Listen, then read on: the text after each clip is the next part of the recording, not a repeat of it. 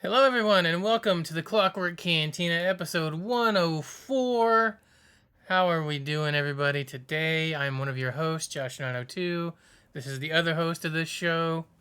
I'm DT3. What's going on, everybody? Hello. What's up out there, guys? We got some news for you today. It's going to be awesome. I woke up and was like, hey, Microsoft's buying Blizzard, apparently. Activision Blizzard. We'll get into that Yeah. later. But I woke up to that and was like, well, it's kind of glad we're doing this today instead of our usual show on Monday because we have a couple of things that we wouldn't have had yesterday Yeah, on it's here true. now. So, It's very, very true. Yeah. yeah, we are coming to you a day late. Sorry about that. Yesterday was a little bit of a pain in the ass for me, but that's over with now. So we have today. Um, I'm also a little groggy because I took something to help me sleep last night, and even though I woke up early, it's still kind of affecting me, and that's just such a pain sometimes going to sleep. And like, you'll take a sleep aid, and a lot of times they're fine. You'll wake up the next day and you're good to go. But sometimes you wake up and you almost feel hungover and you're very groggy from it. It's weird. Kind of sucks a little bit. Hmm. But also, when I woke up, the mail had run, and look what was inside. It was our new Dune book. It arrived, our new Dune Collectors Hey, there it is. book for Sand and Dust, the Arrakis source book here. This is the collector's edition. I ordered this months ago, and they are now done and shipping out to people. Um, Sweet. Here's what it contains. It says it has an overview of the planet Arrakis, known as Dune, the history and features, details on the mysterious desert Fremen and their many secrets, a host of new options for Fremen player characters, including new archetypes, talents, and rules for riding the great sandworms. Ooh. Uh, an in-depth look at spice harvesting and those who try to smuggle and stockpile it secretly. Um, new notes on creating your own campaign set on Arrakis. New campaign options such as smugglers. You can play as Fremen or merchants instead of agents of a noble house, and a complete adventure in this thing. Not sponsored, but I will gladly take your money if you want to sponsor us. Um, Modifius. I guess that's how you say it. I don't know how you say your actual name. Modifius. Modifius. These guys right there. Those guys. But yeah, awesome collector's book. I love these things. They're great. I own like 4 copies of the actual Dune RPG book, and they all have different covers. Um, so obviously anybody knows me knows I love Dune, so I couldn't wait for that to come in and show you guys. But yeah, the first thing we do usually is what we've been up to the past week. Daniel's been up to quite a bit. I can see here in his notes. Indeed, Um, indeed. We'll get to that here. so if it's okay with you, Daniel, I'll go first because mine's not as long as yours, and that way I'll be Go over for it. quicker.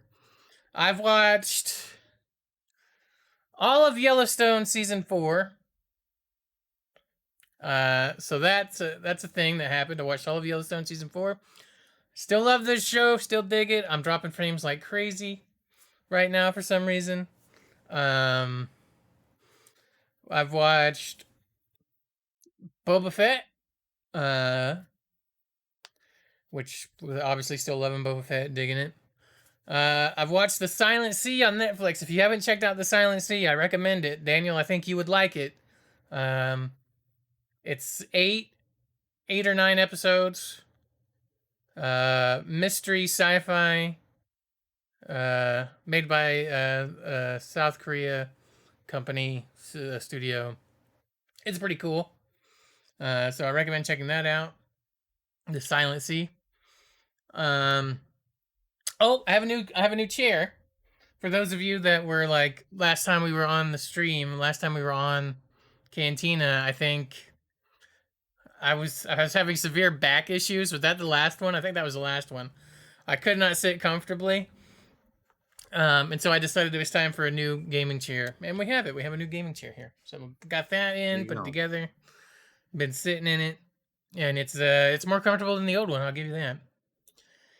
In terms of video games, I'd still been playing Zomboid, although I think I'm about done with Zomboid, other than like just hopping on and screwing around. I think we're all pretty much done with it now. We've played like 83 hours, and we're all in the upper 48 hours range. I think Zomboid has come to an end for everybody that was playing it, or close to it. And I bought the game Fights in Tight Spaces, which is like a card game where you're playing like a secret agent that's going through all these rooms and stuff, and you use cards, and it's turn based to take attacks and movements and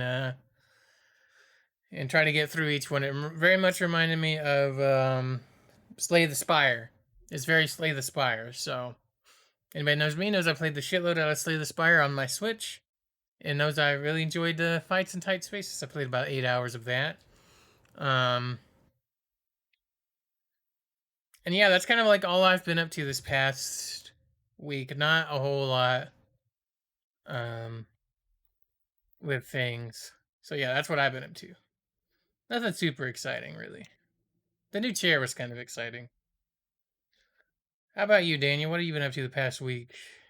I have been up to watching a lot of movies, uh, and a show. I also got a show in there, but a lot of movies, games, and a show. So I, of course, have been playing Halo Infinite. I'm gonna be playing more today because of the new event. Played some Fall Guys. Also played some Zomboid. Not as much as Josh and some of the other guys, as I've said, but yeah, I played a little bit of that. But yeah, I don't know. I guess Zomboid didn't really like, I don't know. Like, I liked it, but I don't know. I didn't it didn't really like hit me the way that it did Josh and some of the other guys. But Hey, it is what it is. that was fun. Played some more Red Dead Online. I like to play that every once in a while, you guys know. Watch more Book of Boba. Uh Played EDF 4.1. Um Played Super People, which is the new battle royale. I tried um I got some games for the Steam's what is it, the Steam Winter Sale, and one of those was Cooking Simulator, but I ultimately did not like it, and I ended up returning it. So yeah, I at least I tried it out though. Shout out to that Steam return Um policy. Hell yeah, dude. What else? Oh, Eternals. I watched Marvel's Eternals finally. I enjoyed it. I wouldn't say it's anything too, like, for me it's a mid-tier, Marvel movie. Like, it's there in the middle. It's not like, something, it's not anything crazy like, for me, like Shang-Chi or Spider-Man was last year. But Eternals was somewhere in the middle. I wouldn't say it was bad either. There's definitely worse Marvel movies. Hmm. But yeah, I liked it well enough. I watched the first 3 episodes of Peacemaker because that show is out now. We're gonna be getting one each Thursday now. I think there's 8 episodes. But the first 3 are out. I managed to watch the first 3. That show is cuckoo bananas, just as it keeps the same level of ridiculousness as the Suicide Squad movie, if you've seen that. Uh and then I watched some movies. So I watched King of Comedy, I watched Minari, I watched Ready or Not, Overlord, Caddyshack, and then I started and finished the entire season of Netflix's live action Cowboy Bebop. So I started that, I finished it, and then I play a little bit of Pokemon Unite. So that's what I've been up to. Uh, Definitely recommend Minari. That movie was great. Overlord is a fun World War II zombie movie. If that sounds interesting to you, I enjoyed it. Uh, Ready or Not, I enjoyed until the end. The end was just so goofy to me. I thought that I was like, man, this movie seems fun, but man, that ending was just too goofy. Yeah, Overlord was a lot of fun.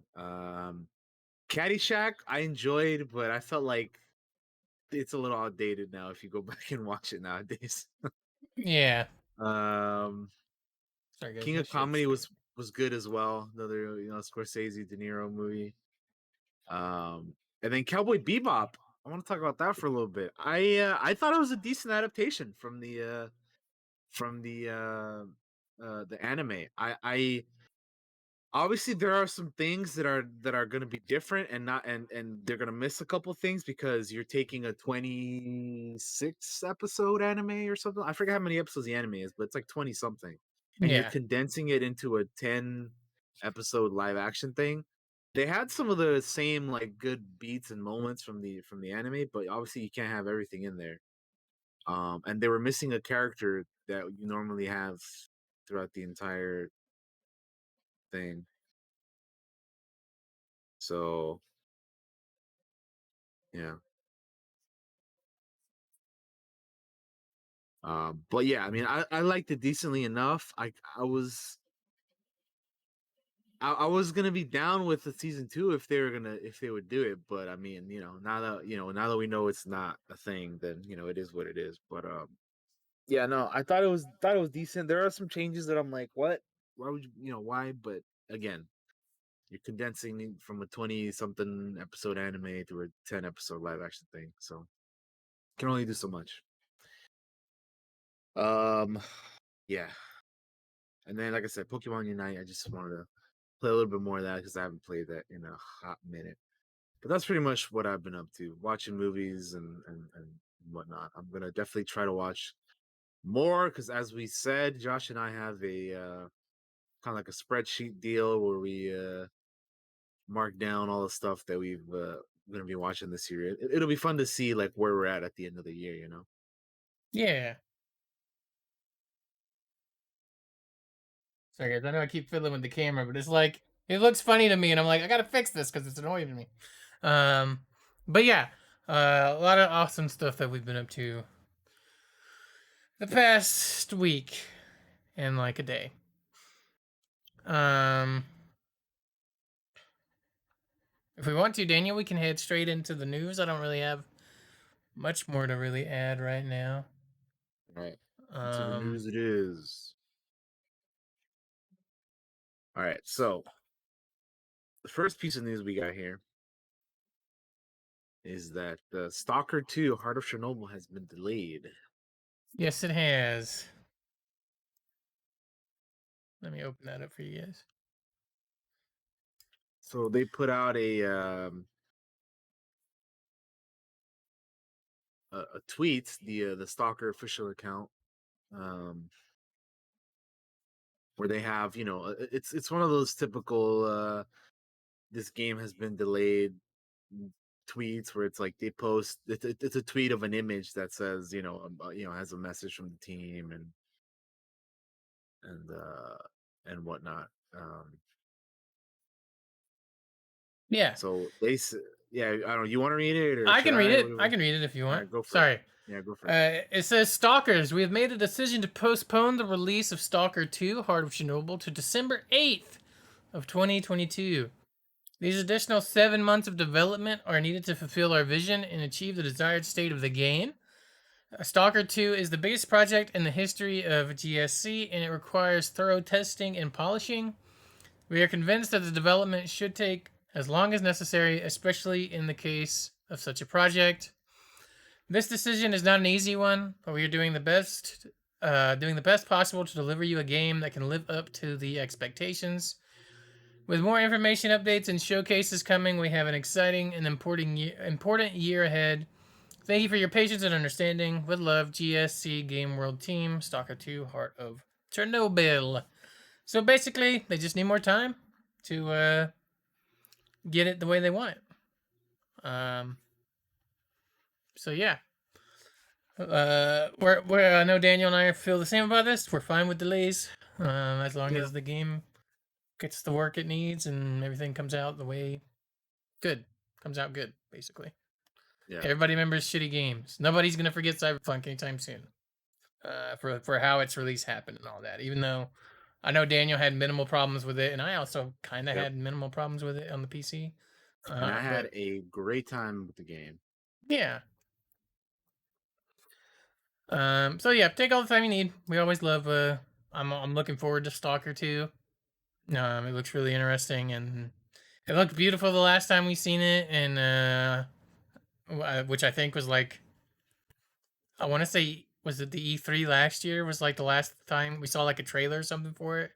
I want to say, and it looked really good. So Probably. it was E3 or like the Summer Games Fest stuff. I can't. I I kind get of I kind all of that get stuff all runs those gaming together. events mixed up. Yeah, Yeah, they I all kind of run get them all together, mixed up. right? Because there's so much. Especially within the past couple years that we've been in the pandemic, it's like things just fucking. I don't know what happened when. Yeah, yeah. But yeah, So Stalker that's kind 2 of been the delayed deal to with that. December.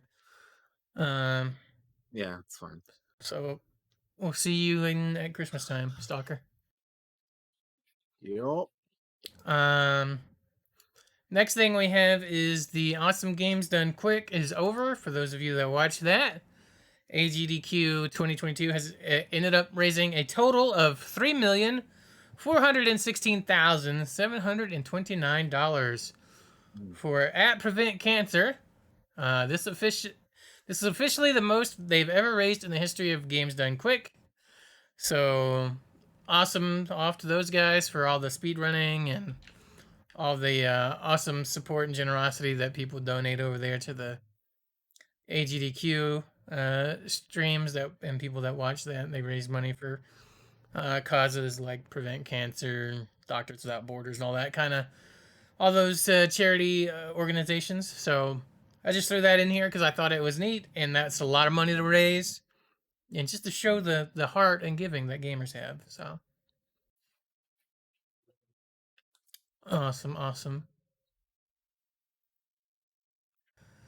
Um, Very cool that they were able to raise enough yeah, money.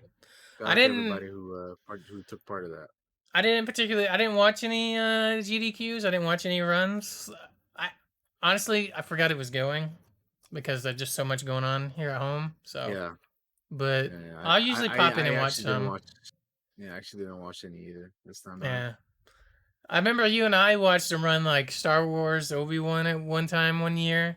I want to say it was that I Yeah, was that, and that was pretty fun. But I remember watching yeah, like a Phantom Menace one as well, which is kind of yeah, fun. yep. Anyway, moving on. Next up, the God of War PC has released, and it attracted 50,000 concurrent Steam players. That's on its release day. Um, It's been that's a lot of pretty people playing crazy. that. That's Yeah, a lot. Um, sure is. which is to say, I have its Steam DB info up right here. So right now, there are currently 50,000 people playing God of War right now on Steam, right at this moment. Um, and its all-time peak is 73,529 people. Pretty damn good for God of War there coming out on the Steam. Um, I was gonna say something and I completely blanked on what it was. Oh, the port is apparently really good. I know the reviews have come out and people have been talking about how good of a port it is, Yeah, it's like um, from what I hear, it's like the best PlayStation port yet, right? which is Like so awesome. far, right? Yeah. Uh,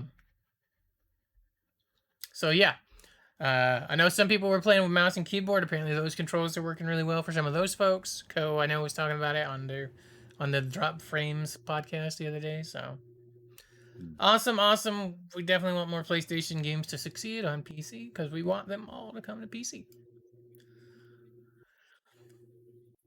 Um, Next up we have Ghostface coming to Among Us. They just have a little poster here for you guys. I'll show you really quick.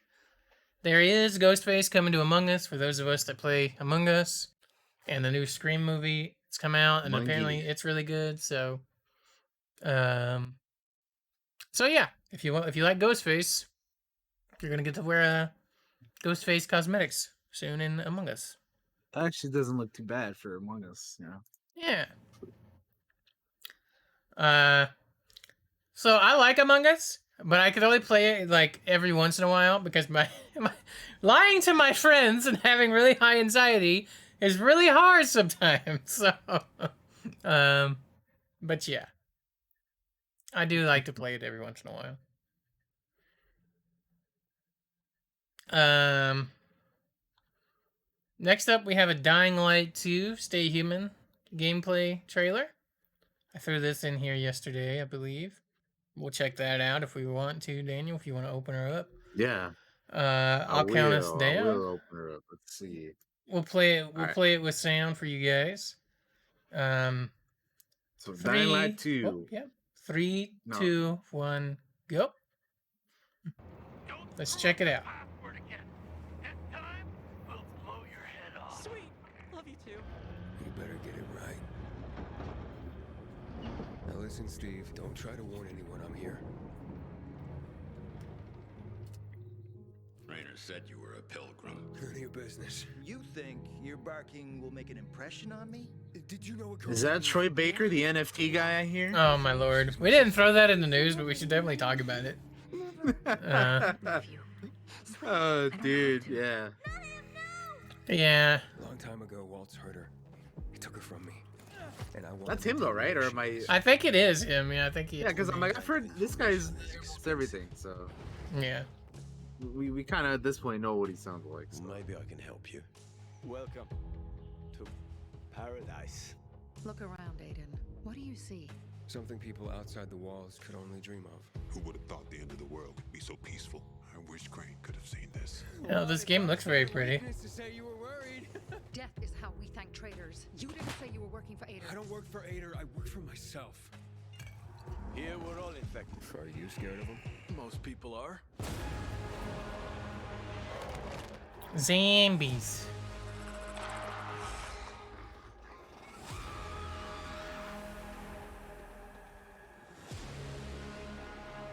Those who are weak just give up. Some crazy looking zombies, man. They stop caring Yeah. about anything. Give up on life, but you I like that drop kick you could do, man. still care. Oh yeah, for Rosario Dawson. Yeah, she's in the game. No leader call. On behalf of all its whores, bandits, and idiots, I christen you a citizen of Vinidor. And in the name of law, you're sentenced to death for treason. Damn. I know what loss is like. Talking about someone in particular? She trusted you, and you failed her. I'll be okay. You'll pay for that. 3 against 1, I like those odds. Count again. Sometimes you have to become a monster to stay human.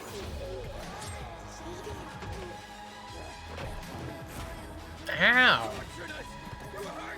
Nothing could ever tear us apart anyway. Fuck the plan. We don't know what's up there.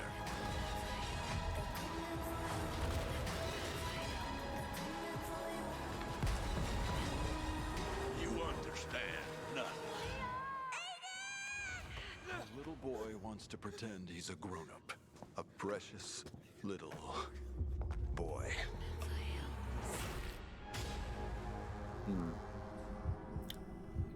Cool. Wow, that just a bit ends very abruptly, doesn't it? So yeah, Dying Light 2, that's a pretty cool trailer. I'm interested Yeah, in the looks, game. looks neat. Yeah. Josh and I are actually going to be playing or co-op playing through the first game because we haven't played it yet, either of us. Yes. We're gonna be going through that. I think we're gonna be starting it tomorrow. We should be. Yes. Should be starting it tomorrow. So if you want to check that out, come check out our channels. I think Yeah. we're both gonna be streaming it. Yes, we're gonna be streaming. So I'm gonna be come, streaming, guys.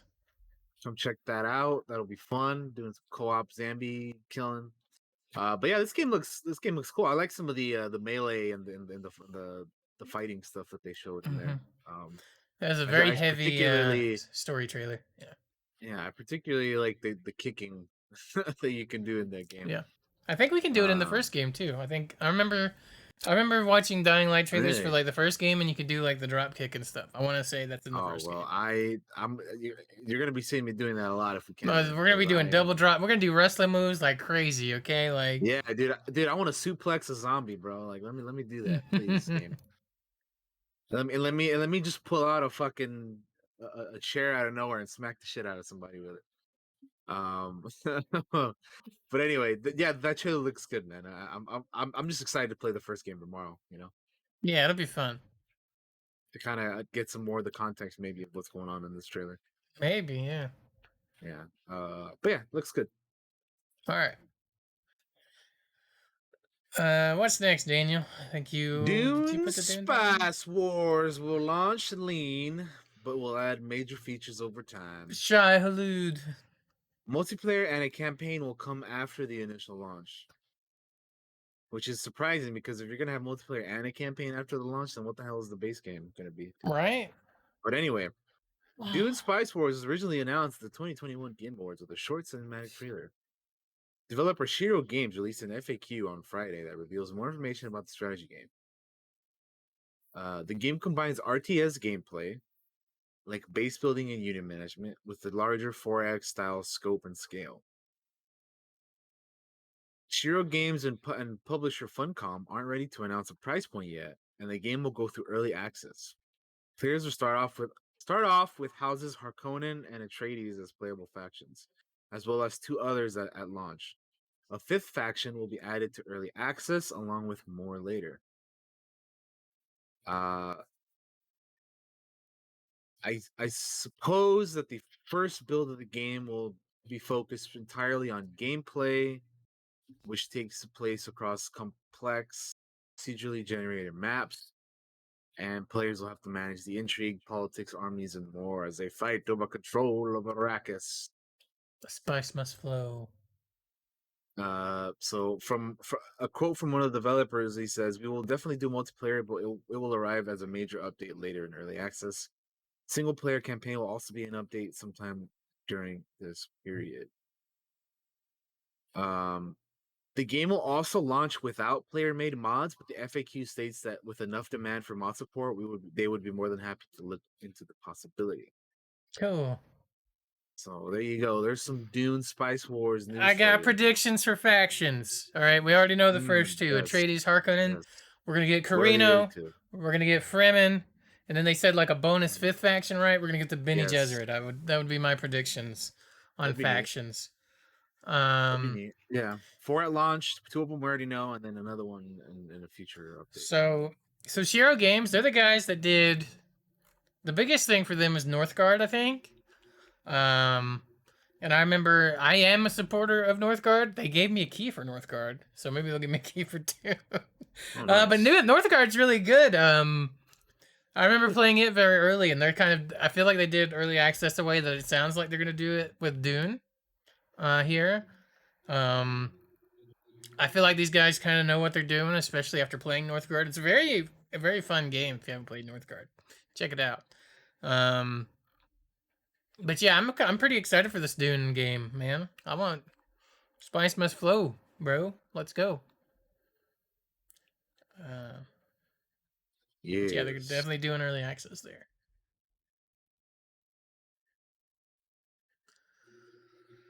All right.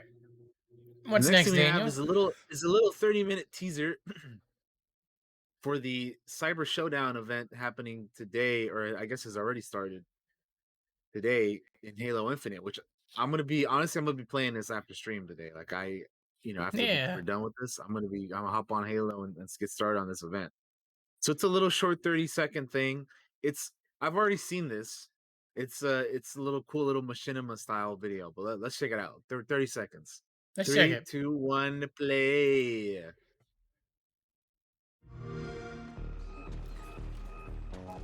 Arcade Game Zone. Bum, bum, bum, bum. Play Slipstream Invaders or Slipspace.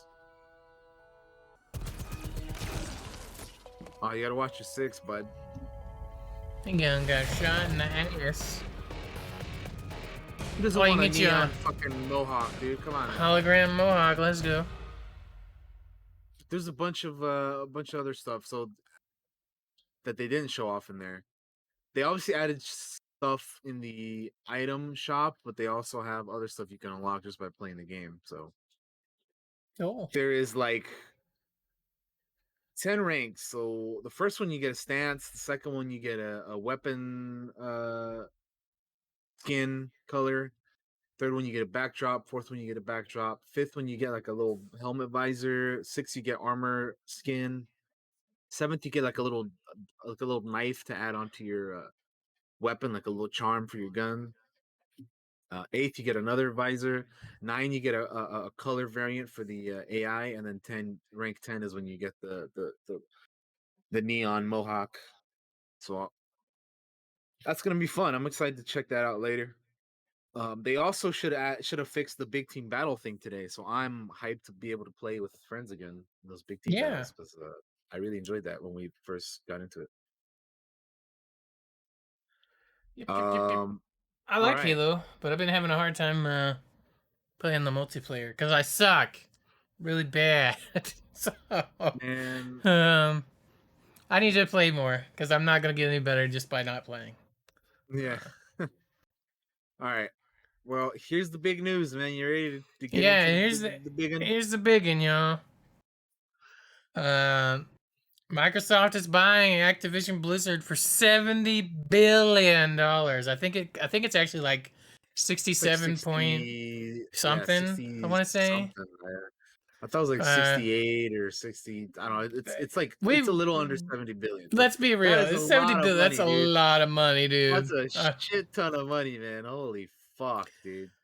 So here's the thing.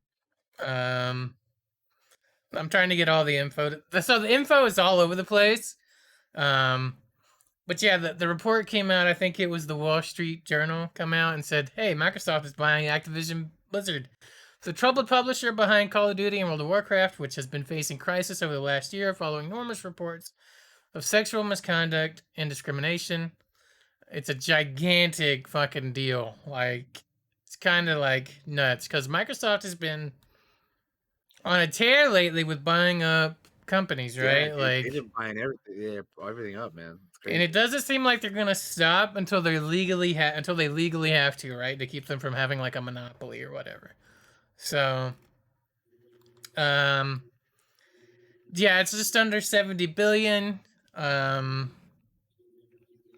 Bobby Kotick, who we all kind of are, is in the doghouse with like anybody, even though he's a rich dick millionaire. He's gonna continue to be CEO while while they wait for the deal to close 100%. There's a time that you kind of have to wait for it to be like, okay, this is happening. This is 100% gonna happen. And then the odds are, all the reports are saying that he's gonna leave and be gone, and that it's all gonna report directly to Phil Spencer under Xbox instead, which I think is a good thing. I think it's good. Phil Spencer's a really cool CEO over there running Xbox. Has made them a ton of money. Seems to be like all about the games and stuff. I have a list here that with this deal complete, here's every Activision Blizzard intellectual property that Xbox now owns, which includes Crash Bandicoot and Guitar Hero. So here's all the IP that technically Xbox will own after this deal.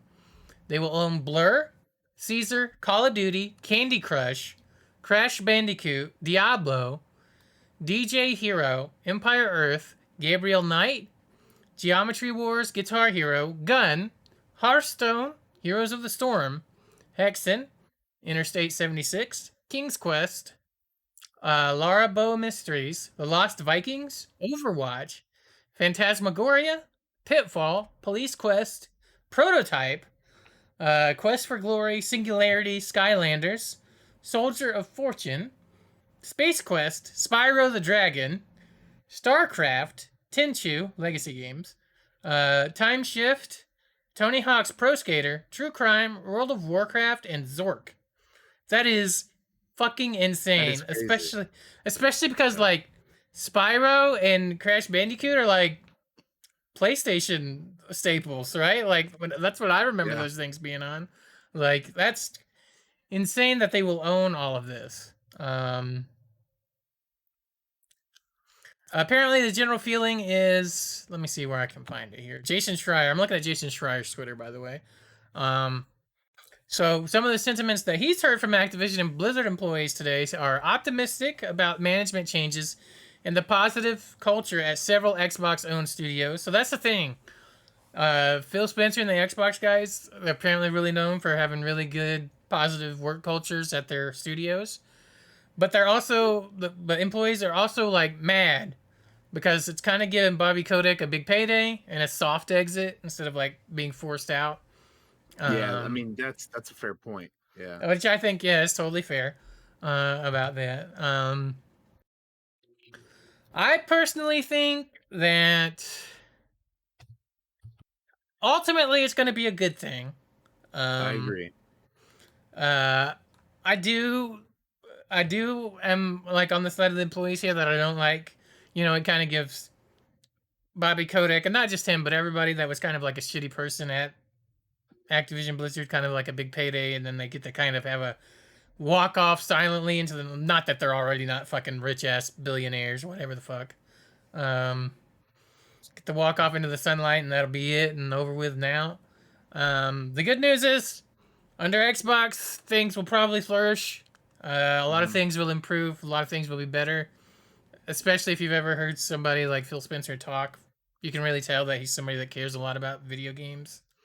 Um, and maybe there'll be the step in the right direction to like, yeah, they're gonna take some heat now. Like Xbox is they're gonna take some heat over this. It is a little scary that they're buying up all these big companies. If you're a PlayStation fan, it can be a little, you know, little not necessarily a good thing. Although I think Phil Spencer has said that they still will have some things that.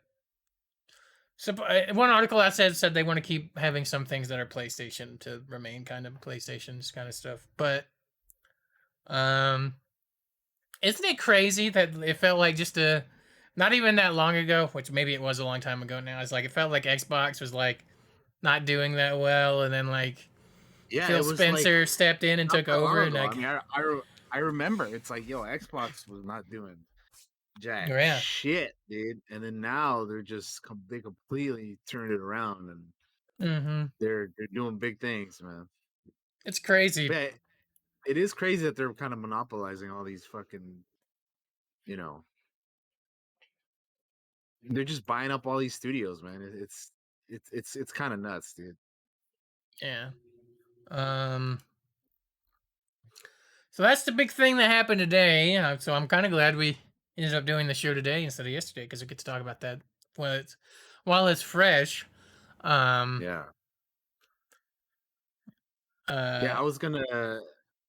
So I don't know if you saw this image, Josh, but then I know you were kind of reading stuff off, but here is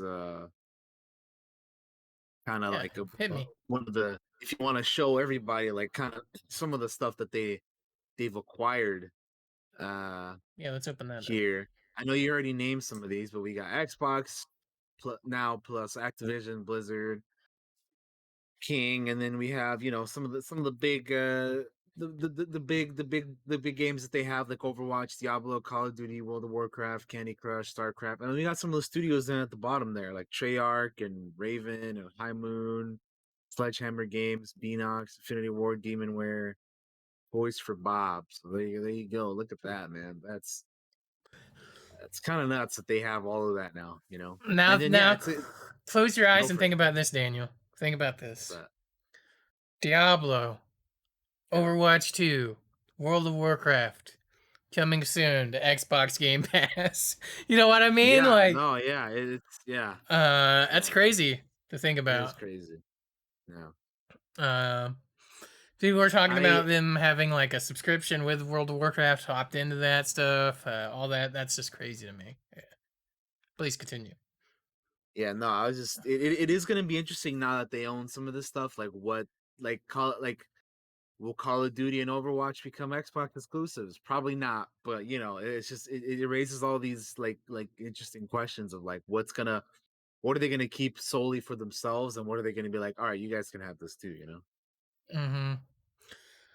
It's also gonna be crazy to be like, okay, we have this IP now. What if we gave it to this studio to work on, this different Xbox studio that we have over here to work on? What if we bring Yeah. in this team to do something with the Warcraft universe, not just World of Warcraft, You know but what? It's Warcraft? funny how you say that because I was actually gonna mention that, Josh. What if they pull a like League of Legends, because you know how League is like Mm-hmm. their big game, right? But Yeah. they have like they've been doing like other games that are not League now, right? But that are part of their universe. So I was gonna Exactly. say, what if they do the same thing with Warcraft? Of course, we've had WoW for how many years now? How long has WoW been out? Like 04 or something like that? Jesus Christ, a long fucking time, man. Anyway, How it's old been out is? for a very long time. So it's like I feel like now would be a good time to do something more with Warcraft, man. Like I would love to see a Warcraft 4, you know what I mean? Mm-hmm. Or just something else. Like how cool would a Warcraft like RPG game be? Or you know what I mean? Yeah. Like do something else with it. Like yeah, WoW's great and people love it and all that, you know.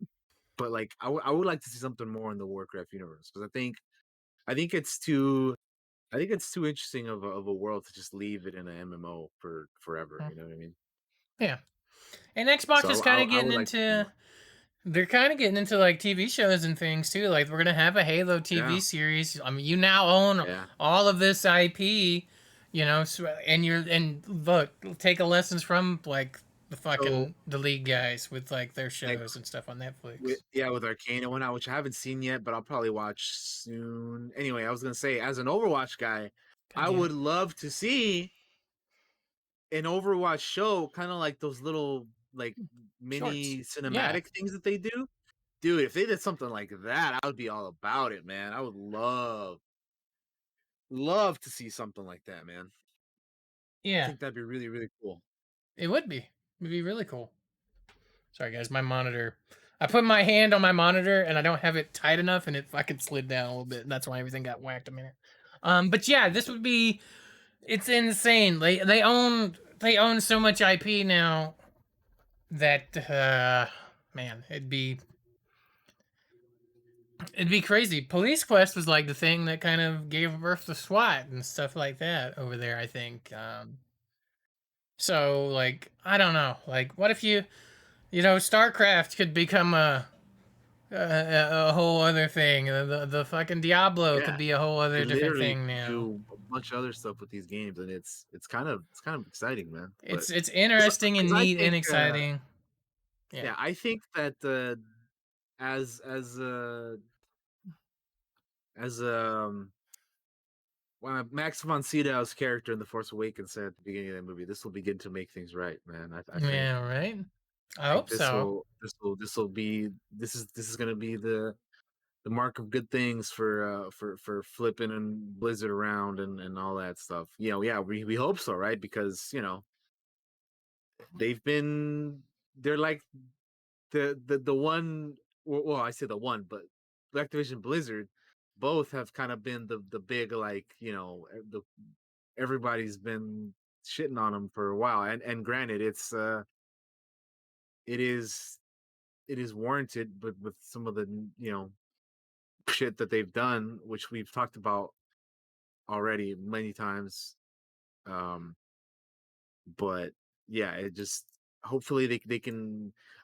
I think the biggest thing here, because I do legit think like this is gonna turn them around, like being owned by Xbox now. But I think the Mhm. biggest thing about all of this is what you were talking about a little bit earlier, is that some of these scumbags that were involved in all the shit that's been going on over there, Mhm. I think we, they need to be kind of what's the word? I don't want to say like um I almost said like dealt with, but you know what I mean? No, no, no. You mean No, they need like I'm they just need trying to to find not work another in the word. Like industry anymore. They shouldn't be in the yes, industry anymore. They should never hold a they, position of there you power go. ever again. I know what you're talking Like about, like yeah, blackballed. They shouldn't be I'm just like anywhere in that. yeah. They shouldn't be forgotten in the midst of all of this. Like this is exciting because hopefully this is going to bring great changes to what's going on over there. But Yes, let's not forget about all these scumbags that did some despicable shit. You know what I mean? Like do exactly. not let them just go free and And call it a got away day. with it. Like, yeah, Yeah, like don't let them do that. So hopefully in the midst of all this news, which sounds very exciting, we can also uh bring some justice to some of the nasty shit that happened, and the yes, people that were responsible for that.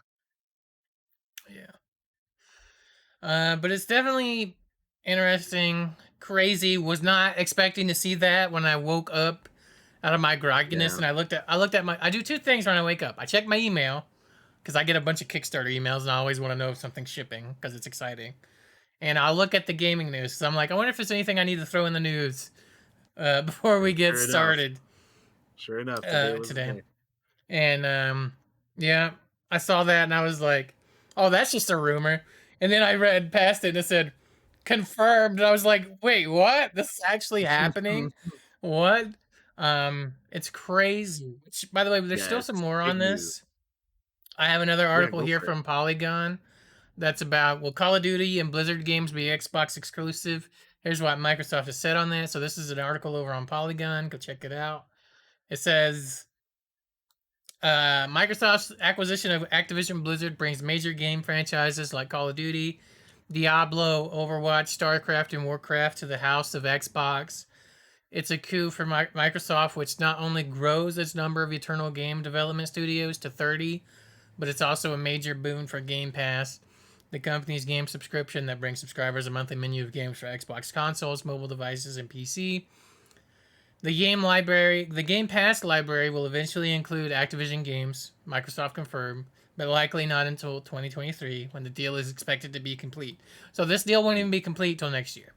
Yeah, I mean that makes sense. They something like this is for sure bound to take a while. So That's that a makes lot of that makes all money the sense. too.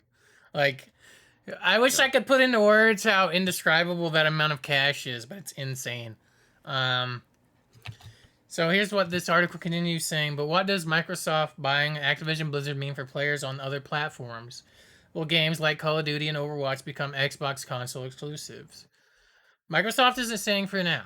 Microsoft Gaming CEO Phil Spencer, recently promoted from head of Xbox, said in a prepared statement that when his company acquisition of Activision Blizzard closes, we will offer as many Activision Blizzard games as we can within Game Pass, both new titles and games for Activision Blizzard's incredible catalog.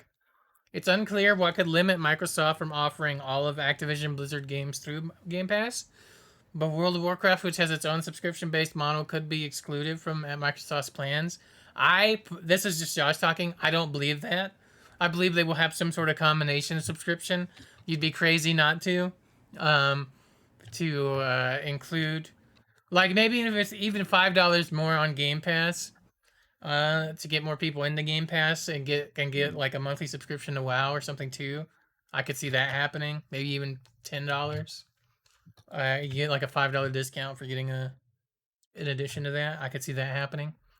But according to a report from Bloomberg, citing sources, Microsoft plans to continue making some of Activision's Blizzard games for PlayStation consoles, but will make some content exclusive to Xbox, addressing Makes players sense. of Activision Blizzard games on PlayStation platforms. Spencer said in an interview with Bloomberg, "It's not our intent to pull communities away from that platform.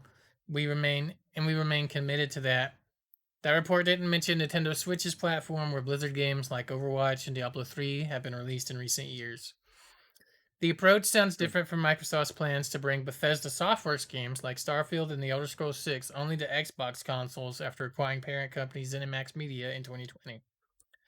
After Microsoft's acquisition of ZeniMax was announced, Spencer said it would decide on a case-by-case basis whether to bring games from Bethesda, id Software, Machine Games, and Arcane Studios, and other third-party and others to third-party platforms, like PS5 and Switch.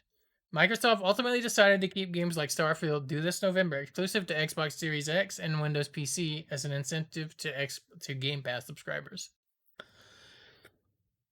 Microsoft has continued to support one of its biggest acquisitions to date, Mojang's Minecraft, on a wide variety of platforms since 2014 when it snapped up the studio in its hit game for $2.5 billion.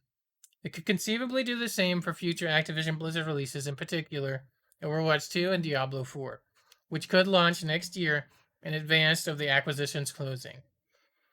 Microsoft could also keep its free-to-play cross-platform Call of Duty game Warzone available on all systems while bringing the annual Call of Duty release exclusively to Xbox and PC. Of course, Microsoft also envisions its Xbox Cloud gaming service as another major area of growth.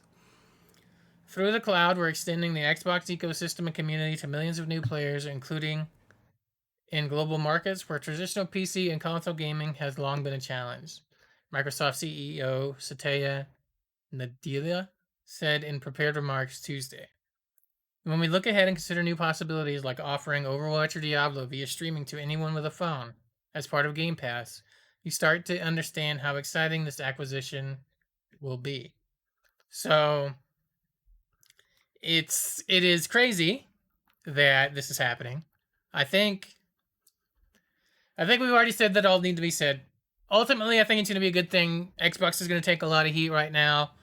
A lot of those jerks that worked at Activision Blizzard are probably going to get quiet little exits, and that'll probably be the thing. Although, though, I hope that they get like a black mark somewhere where it's like they will never work in a position of power again, or they will never, hold be in a position where they have power over anybody ever again because they are scum and abuse their power and try to take advantage of their workmates and discrimination and all that stuff that happened with Blizzard.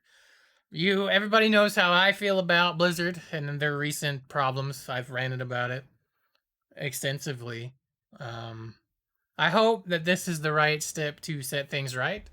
And Phil Spencer and Xbox have. I don't know if you guys have listened to interviews with Phil Spencer, but I have.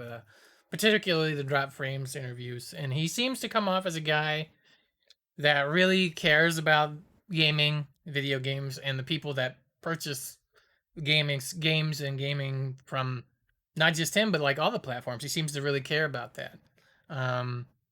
So ultimately, I think this will be a good thing. And I don't know if Daniel has any more he wants to say on the Blizzard stuff or No, not. I feel like we've talked enough about the Blizzard Activision acquisition of for Microsoft. But like I said, I think ultimately this is going to be a good thing. I'm excited to see where this takes us in the future. I'm hoping that they get rid of everybody who like we've been saying, is deserving of that. That they should no longer be in the space at all. Continue to do what they were doing. So, get them out of here. So hopefully they do that. And then I mean, in terms of just like the gaming aspect of it, I'm excited to see what. I mean, the potential here is great. Like there's a lot of cool things that that could be accomplished under Xbox now for them. But there's a lot of other little mini variables, like is Xbox monopolizing too many things, and what are they going to keep exclusive to Xbox and I guess PC? Well, I mean, for me, like I'm a PlayStation guy, but I also like have been becoming more of a PC guy. So I kind of as long as it's on PC, it's fine. As long as it's on PC and I can play it, it's all good. But yeah, there's a lot of people out there who they don't have the luxury of being like, yo, I have either option. I only have PlayStation or whatever, and it's like or the Switch, like we were saying. So they how is this going to work out for them? So that'll be interesting. But like I said, I think ultimately this will end up being a good thing. But time will tell. But yeah, that's big news for sure, though. Big news. Yeah, the biggest thing that happened today makes me glad that we delayed the show a day. Oh yeah, it ended up working out. Sure. Yeah. So just so we had the chance to talk about it, and I'm sure we'll probably talk about it again next week because I'm sure there will be more news out about it and more Yeah. be and like cooked in our minds, And then, as we said, this won't be completed till like next year because things like this take a while to complete because it's a lot, a lot of money that they're dealing with, and it's a big deal, man. It's a big thing. So that will for sure take a while. Yeah, that's Scrooge McDuck swimming in your vault of gold money. That's some crazy shit right there. But we can move Yeah. on to the television news if you would like to, Daniel. And we can keep Yeah, let's you. go ahead and do that. And hello, Uh, everybody who's watching us live yeah. in the chat. Hello. Hey guys, welcome. But yeah, let's go ahead and talk about the television news. So remember how last time we I think it was last week, we were talking about how they were working on a new Zorro project with Wilmer Valderrama or whatever. Yes. Turns out they're doing another Zorro thing. And it's gonna be a female-led one coming from Robert and Rebecca Rodriguez with Sean Tretta and Propagate in the works over at the CW. So a female-led Zorro on the CW from Robert Rodriguez. How do we feel about this? I like Robert Rodriguez and his stuff, but I don't. I was CW all was on like, board till I heard CW, and then I was like, oh yeah, man.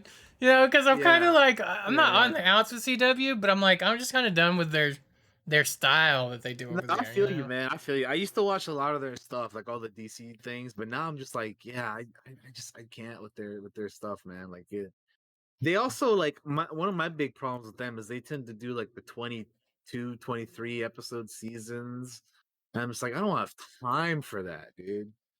Like Yeah. just give me a tight 10 episode season and I'm good, dude. Like quality over quantity, dude. Don't make all these dumbass. I get that's their thing though, right? They it's drama for drama's sake. So they have to stretch it out and make it 23 episode seasons or whatever. But it just, yeah, I mean, honestly, this doesn't sound too promising. I like Robert Rodriguez and all the stuff that he's been doing, which by the way, speaking of Robert Rodriguez, he is the showrunner of the Book of Boba Fett. And that's been fantastic. We're gonna be talking about that when it's done. I'm excited for tonight's episode. But speaking of him, I need to watch Alita Battle Angel, so I'll probably watch that within the next week and report back to you guys on how I feel about that because I definitely need to check that out. I'm excited to check that out. I've heard good things. But anyway, yeah, this one, I don't know, man. I just it doesn't sound all that I mean, the other Zorro thing, I was like, man, I was kind of iffy on that, but this one is even less. I'm just like, oh, I don't know, man. Yeah, Yeah. CW just really does not encourage They're optimism. they use kind of like the same formula for all their shows, and it's like it ends up feeling like if I've seen one, I've seen them all, kind of thing. And like I just haven't really liked the CW in a little while lately, and I'm just kind of done with the CW. You know, like it's weird to be done with like a whole network, but I'm kind of done with the whole network. You know, like it's not my cup of Yeah, that's tea fair, man. right I now, I feel you because I'm guess. kind of on this. I'm kind of on the same boat, man, myself. Which They have is some funny cool after names watching so much attached. stuff. They Yeah, got cool names attached, you know, but like I just don't know. I just yeah, don't know. it's fair. It's fair. Um but yeah. So that's a thing that exists. Zorro apparently is coming back in style with them wanting to do at least two shows. Two things. Yeah, I mean,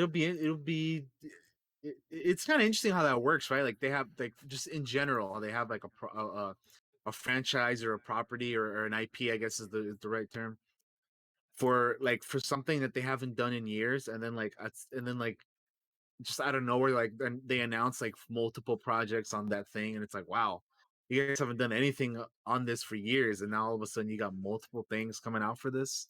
It's wild. Yeah. Yep. Yeah, I have nothing else to say on that, so if we want to move on, we sure can.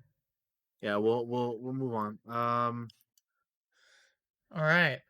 Next thing I got here is The Legend of Vox Machina, the Red Band trailer over at Prime Video. I haven't seen this yet, so this is I've gonna be watched this already.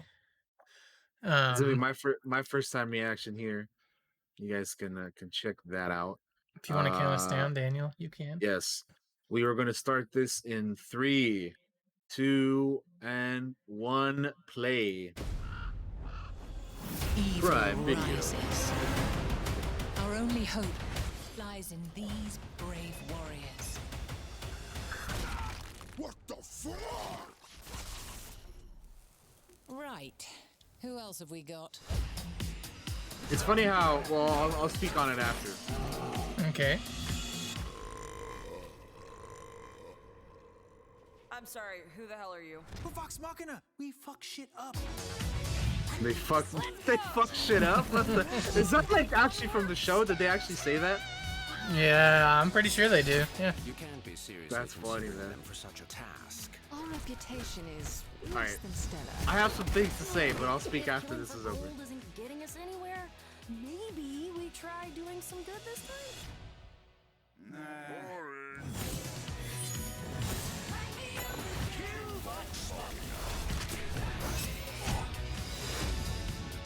If this evil persists, the kingdom will starve to death.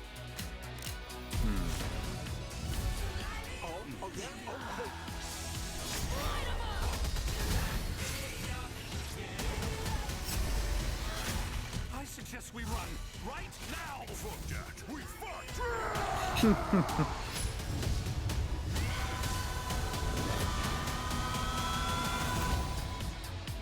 Cool, man. Grog, you're hurt. No big question. Is this normal? Oh no. Oh, damn. I don't think that's normal. Alright, so... Alright, What do you think? so... This drops on the 28th, which is not this Friday, but the Friday after that. So next Friday. And I think that looks pretty neat. So for those of you who are unaware, I'm sure I'm sure most everybody knows by now, but by some chance you are not aware, this show is based off of the season 1 of Critical Role, if I'm not mistaken. Yes. Correct? Correct. So that's what this is about. It's the first season of Critical Role. And I haven't seen any of that. I'm not a Critical Role watcher just because like there's so much to watch, dude. I don't like they're like 4-hour episodes and there's so many and everything, but like I definitely want to check this show out though, because it looks like a lot of fun. And that also they're bringing back the same cast, which are, you know, professional voice actors that they had for that, you know, like Laura Bailey and Travis Willingham and you know, and all of them peoples that are on the Critical Role. They're coming back to reprise their characters here for the show. And again, I have not seen Critical Role, but this seemed very promising from when it was announced. I like D&D. I mean, obviously, you guys know that you've been watching our show. You know that I like D&D. Josh likes D&D, very obviously. We both like it here. We enjoy it. I thought it was funny how, like, at the beginning of the trailer, they kind of have like a Fellowship of the Ring type group, Yes. and then they just like kill them off, and they're like, "Oh well, these guys are fucking dead. You know, who else we got?" You know.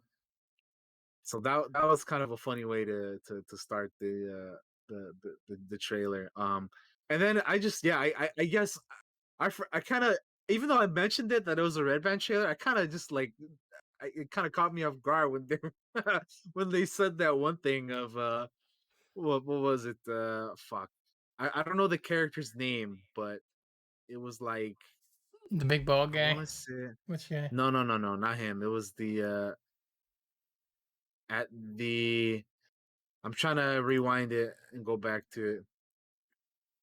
It was at the 29-minute, the 29-second mark when it was like, we fuck shit up, you know, like Vox Machina, so, we fuck shit up.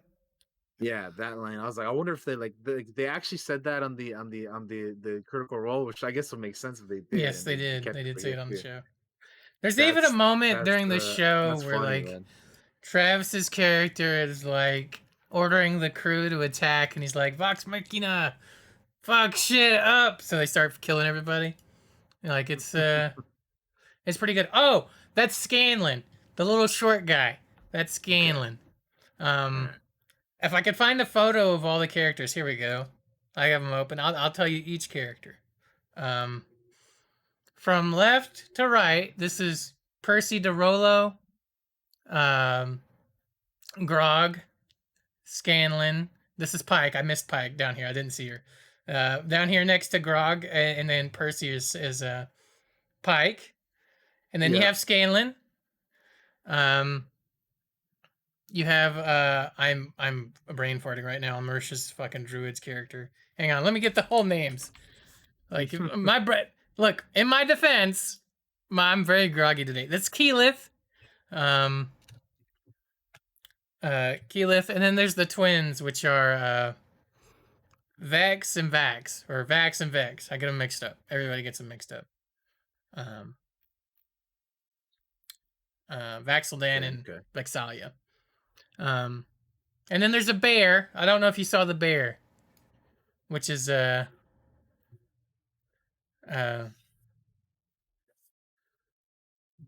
here somewhere if I can find it. That is also kind of like the pet, the ranger pet. So yeah. This will be covering. I think the show is going to cover a couple of different story arcs from the show, the actual Critical Role campaign. Yeah. So I'm not sure which parts these early ones are taken care of. I think they're going to deal with like Percy's kind of storyline. I don't want to say much because it'll be spoilers, but because we're definitely going to be watching it and checking it out. So, but yeah, it looks like they're keeping the tone of the show with like the actual campaign, which is like they're silly and goofy and kind of ridiculous at times. Like it's like if you took us and threw us in a fantasy world and told us to go be badasses, you know, it's like it's gonna feel like a D&D campaign. So yeah, I think it looks pretty cool. And I mean, also, I mean, look at Scanlan giving him the finger with his fucking hand. All right, like this show looks hilarious. I can't wait. It's gonna be fun. Yeah, it looks fun, man. It looks fun. I definitely want to check that out. But yeah. So that is Vox Machina coming soon to Amazon Prime. Sweet. All right. Next thing we got here is The Last of Us over on HBO. Has some casting news. They have cast Storm Reed as Riley. So for those of you who have played the game, you know who that is. But if you have not played the game, Riley is one of the girls that befriends Ellie in the game.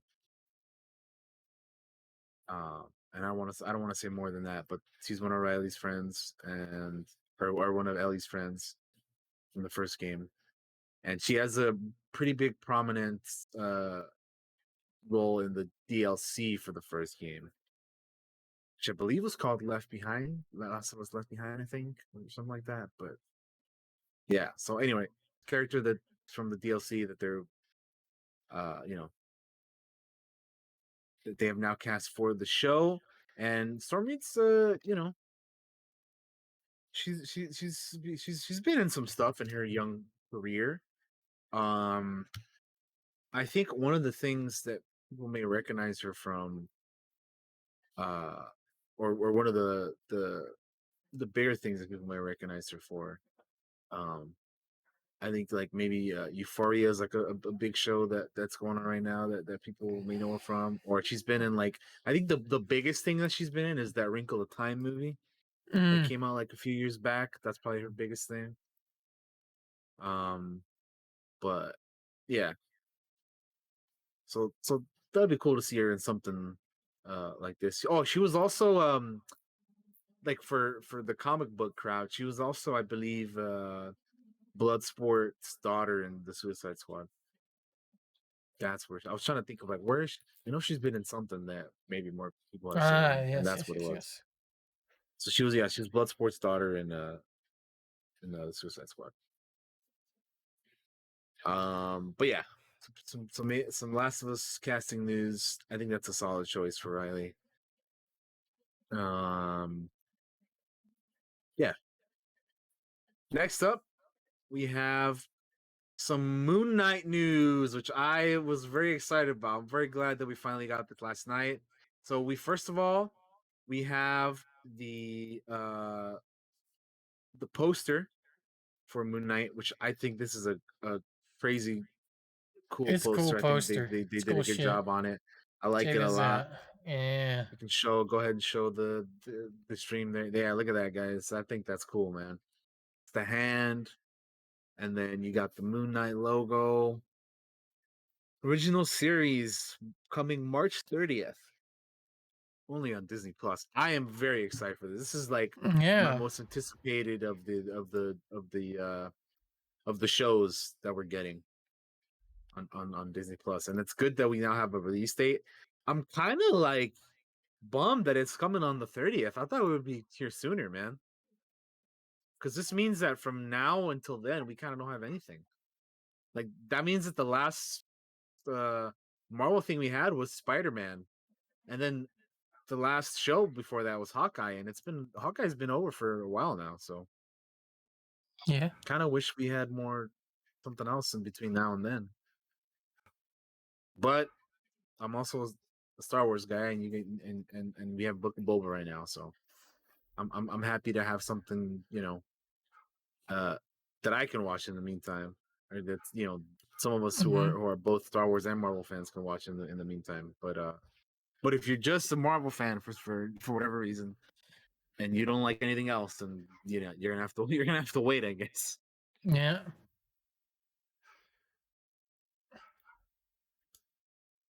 March 30th, though. I mean, it's not super far away, but still have to wait a bit for it. Uh-huh.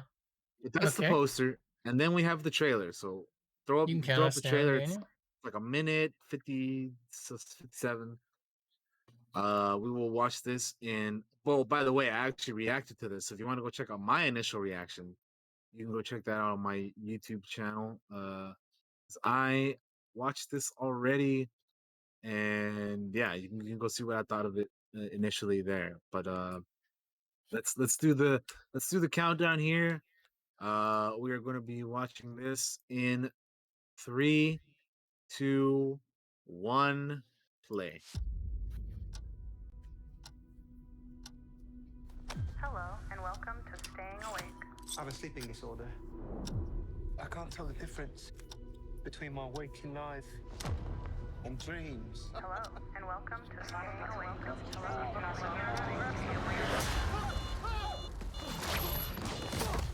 Ow. Yeah. I like the use of day and night in this as well. Real catch you are.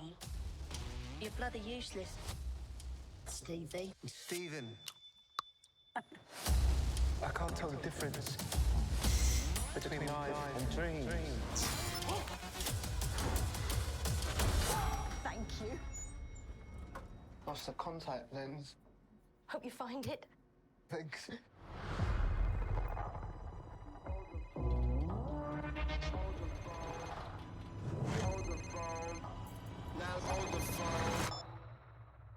Yeah. Oh my god, you're alive. What's wrong with you, Mark? Why did you call me Mark? It must be very difficult. The voice in your head. There's chaos in you.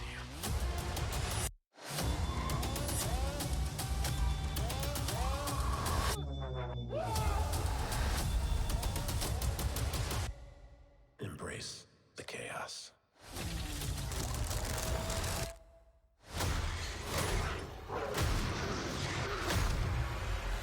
Yeah, boy. Oh yeah. Yes, the shot where he flies over, very Batman-esque. I'm digging it. I love it. Yeah, it looks So, great. I am really excited. Yeah, I'm so hyped for that. I think this is going to be one of the more darker Marvel things that we get.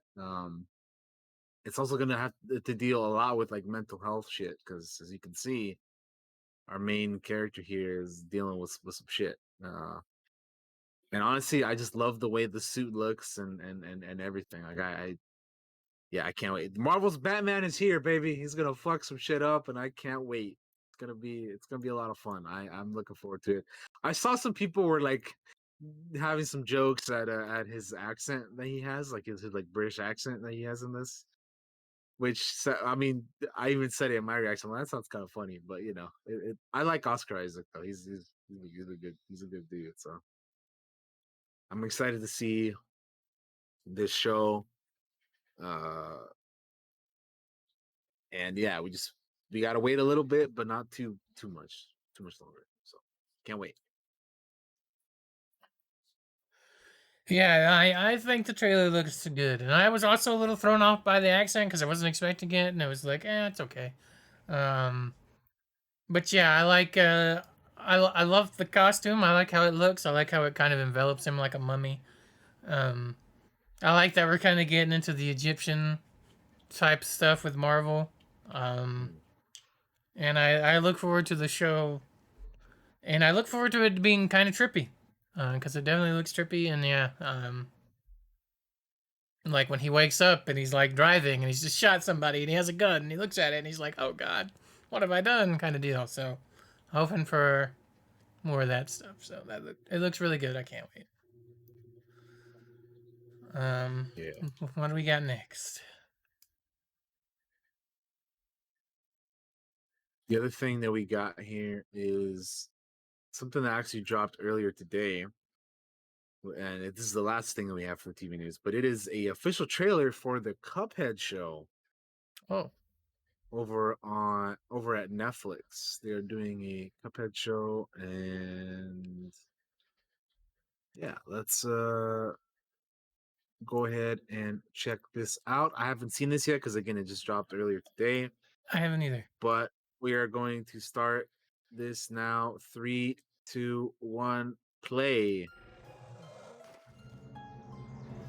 Muggsy, what we need is I really like the art style. Yeah. I've always liked the art style of Cuphead, but yeah, this looks great. I'm not so sure. I double down. What does that even mean?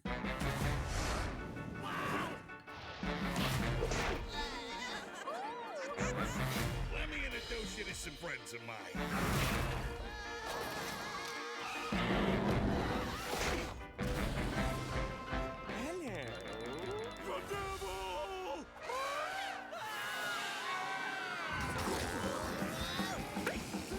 Oh my lord, he done took his soul. I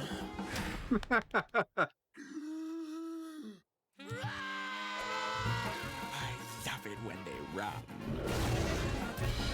Roll the dice. Roll the dice. Time for a double down. I hate those cups. You guys want an evening you'll never forget? You two are nothing but trouble. We love trouble.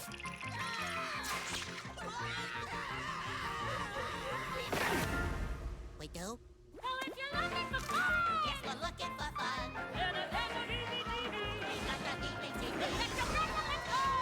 Welcome to the Cuphead! Welcome to the Cuphead! Welcome to the Cuphead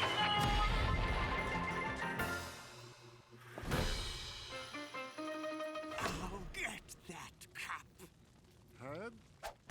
Oh, shut up. Interesting. Well, it's fun.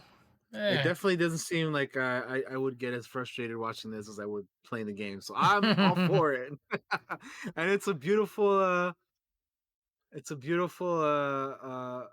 art style. I really do like it. I really do like the art style a lot. I think it's really cool. I like Yeah. that old school like animated type feel, you know.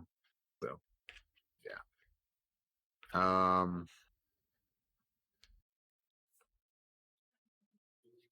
That's all we got for TV news. So if you want to go ahead and Yeah. get started on the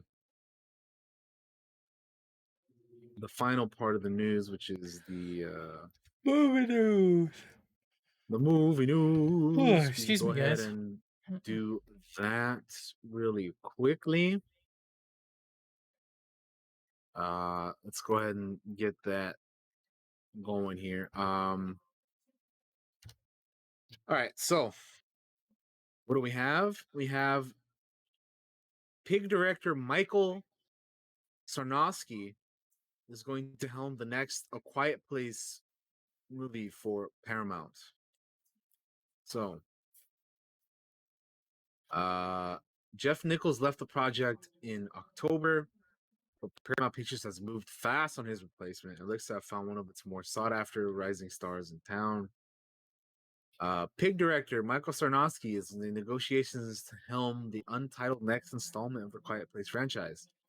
He would also be brought on to pen the script. So not only is he going to be the director, but he will also be writing the script. Not much more is known about this project other than it not being a threequel, but rather a spin-off based on an idea from John Krasinski, who directed and starred in the first two films. The hope is that this film would set up a potential Quiet Place universe that the studio can build on for years to come. It is known that, while not out of the question, Emily Blunt and Krasinski likely would not reprise their roles in this installment, which makes sense. I mean, if you want to do a spinoff, then do an actual spinoff. You know, don't have the main characters of the other two movies be in this one too, right? But yeah, I like the Quiet Place movies. I definitely prefer the first one over the second one. Same. But I feel like it's an interesting enough, or I feel like it's something that you could potentially do a universe Don't with. they? You know, Don't they have a game if they wanted coming? to. Or They am do. They I? do have a game coming. No, they I do. You're right. Yeah. Interesting. So it looks to me like they're already kind of built the universe, and like they got a game coming. They've had 2 movies. They're working on a spin-off. I'd call that a universe. I definitely like the first one more than the second one. Although I didn't hate the second one. I prefer the first one. I feel like it's got more of the mystery and kind of stuff to it because it's your first foray into that world. I haven't seen Pig, so I don't know. Like I don't know this director really this much, so could be cool, I guess. Yeah.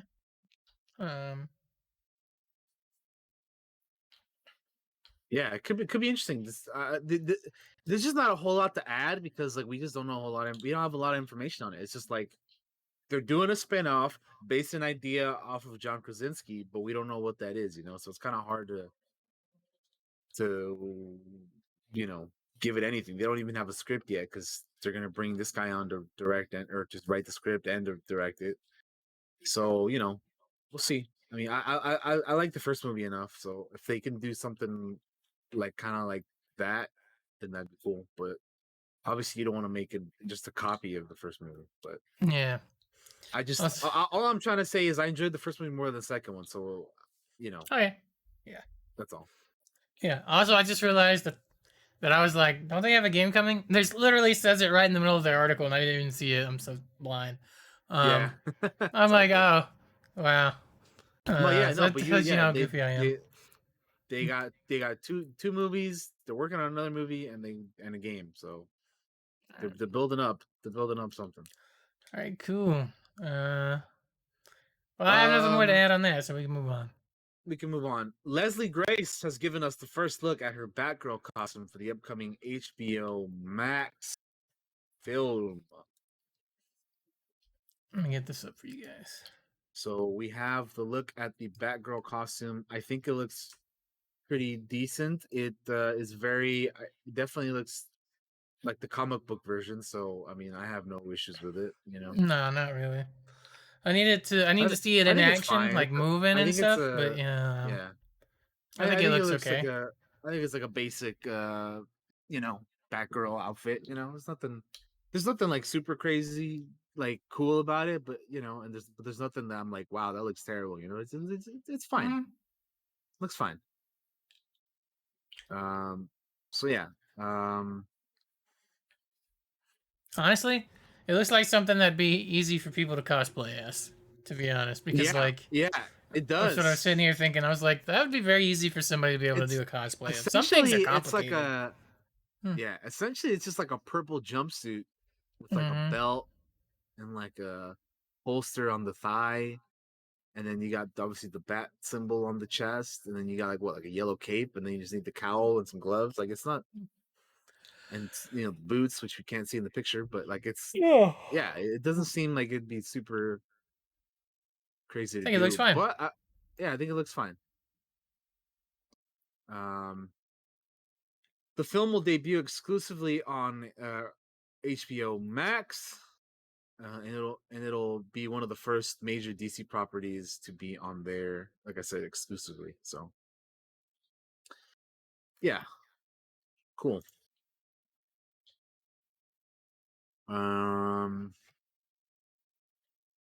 What else do we have here?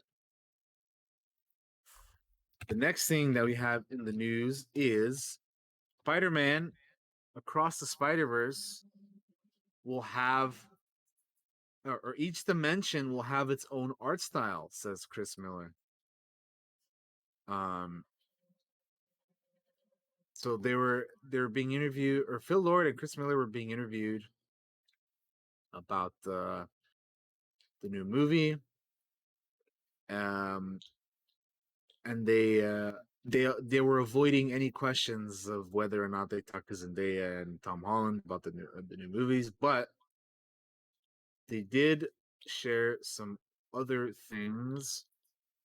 And this is one of the quotes that they had, according to Chris Miller. So this is a quote. I'm going to read it. It is, as Phil said, a very ambitious sequel because we didn't want to just sort of do the same thing again. And so the idea that we'd be going to different dimensions really opened up an opportunity artistically to have each world have its own art style and to be able to push the folks at ImageWorks to develop a new way to have each dimension feel like it was drawn by a different artist's hand. Seeing the development of that stuff is breathtaking. And really, it's the reason we keep doing it because it's so hard to get it right.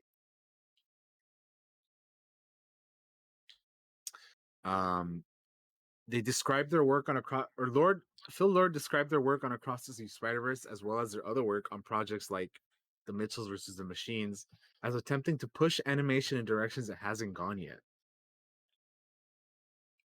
So yeah, I think that's kind of interesting how each dimension is going to have its own special look and feel Mm-hmm. and style to it. Because we know we're going to be getting plenty of that in this movie. I mean, for starters, they're calling this part one, so they're at least doing a part two as well. So there's going to be a lot of dimension hopping and it's kind of exciting, to be honest. I'm curious to see how all the different styles are going to first of all look, and then second of all, like how well they're going to blend in together, and because we're going to have characters from certain styles going into other areas, and so and vice versa. So it'll be very, very interesting. Very, very interesting. Yeah, that's a lot of work. It is. Like that's I mean, shit. insane to me. That's why these movies take a long time to make, man, because they're fucking ambitious as shit, and they want to do so much to continue to innovate it. So it's nuts. Yeah, that's that's nutty. Very, So very, very much so. that'll be cool. I'm excited for it. So, yeah. What's the next, Daniel?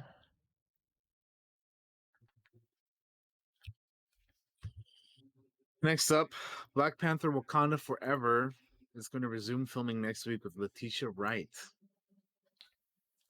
And this was last week, so they're going to be resuming filming this week because this is an article from last week. But yeah, Letitia Wright is healed and back in Atlanta.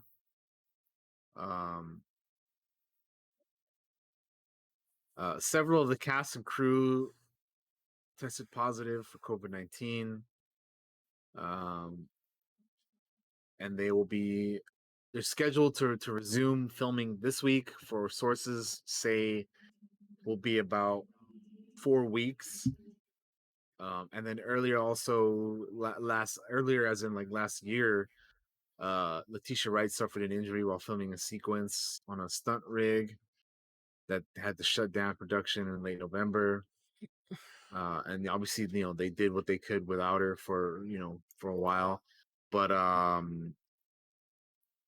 yeah. And then there was the whole like her being kind of anti-vax for a little bit and all that. So Yeah, there's definitely there was a some lot of things things. happening in the making of this movie that kind of delayed the shooting and all that from happening. Uh,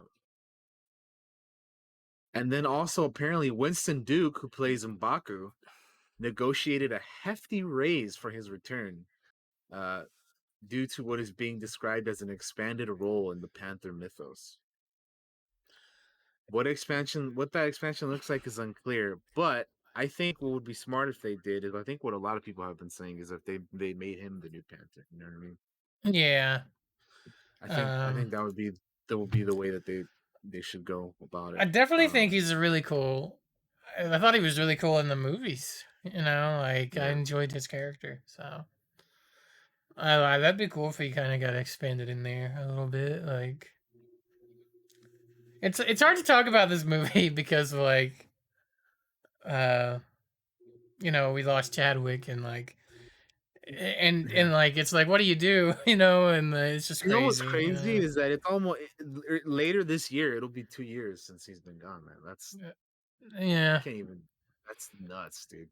it is Just crazy. the passage of time. But yeah, this movie has had a rocky road to get here, man. Like it's you know again Chadwick passing, and then fucking COVID and injuries on set, and yeah, and anti-vaxxing stuff, and it's just it's been a hell of a ride hearing about all this. Yeah. But like I said, they're scheduled to filming again this week, and they will be apparently shooting for about 4 weeks. So we'll see how that goes. Hopefully, their troubles are over and they can sail Wrap it up. steadily to the finish line for wrapping, at least the filming of this. Yeah.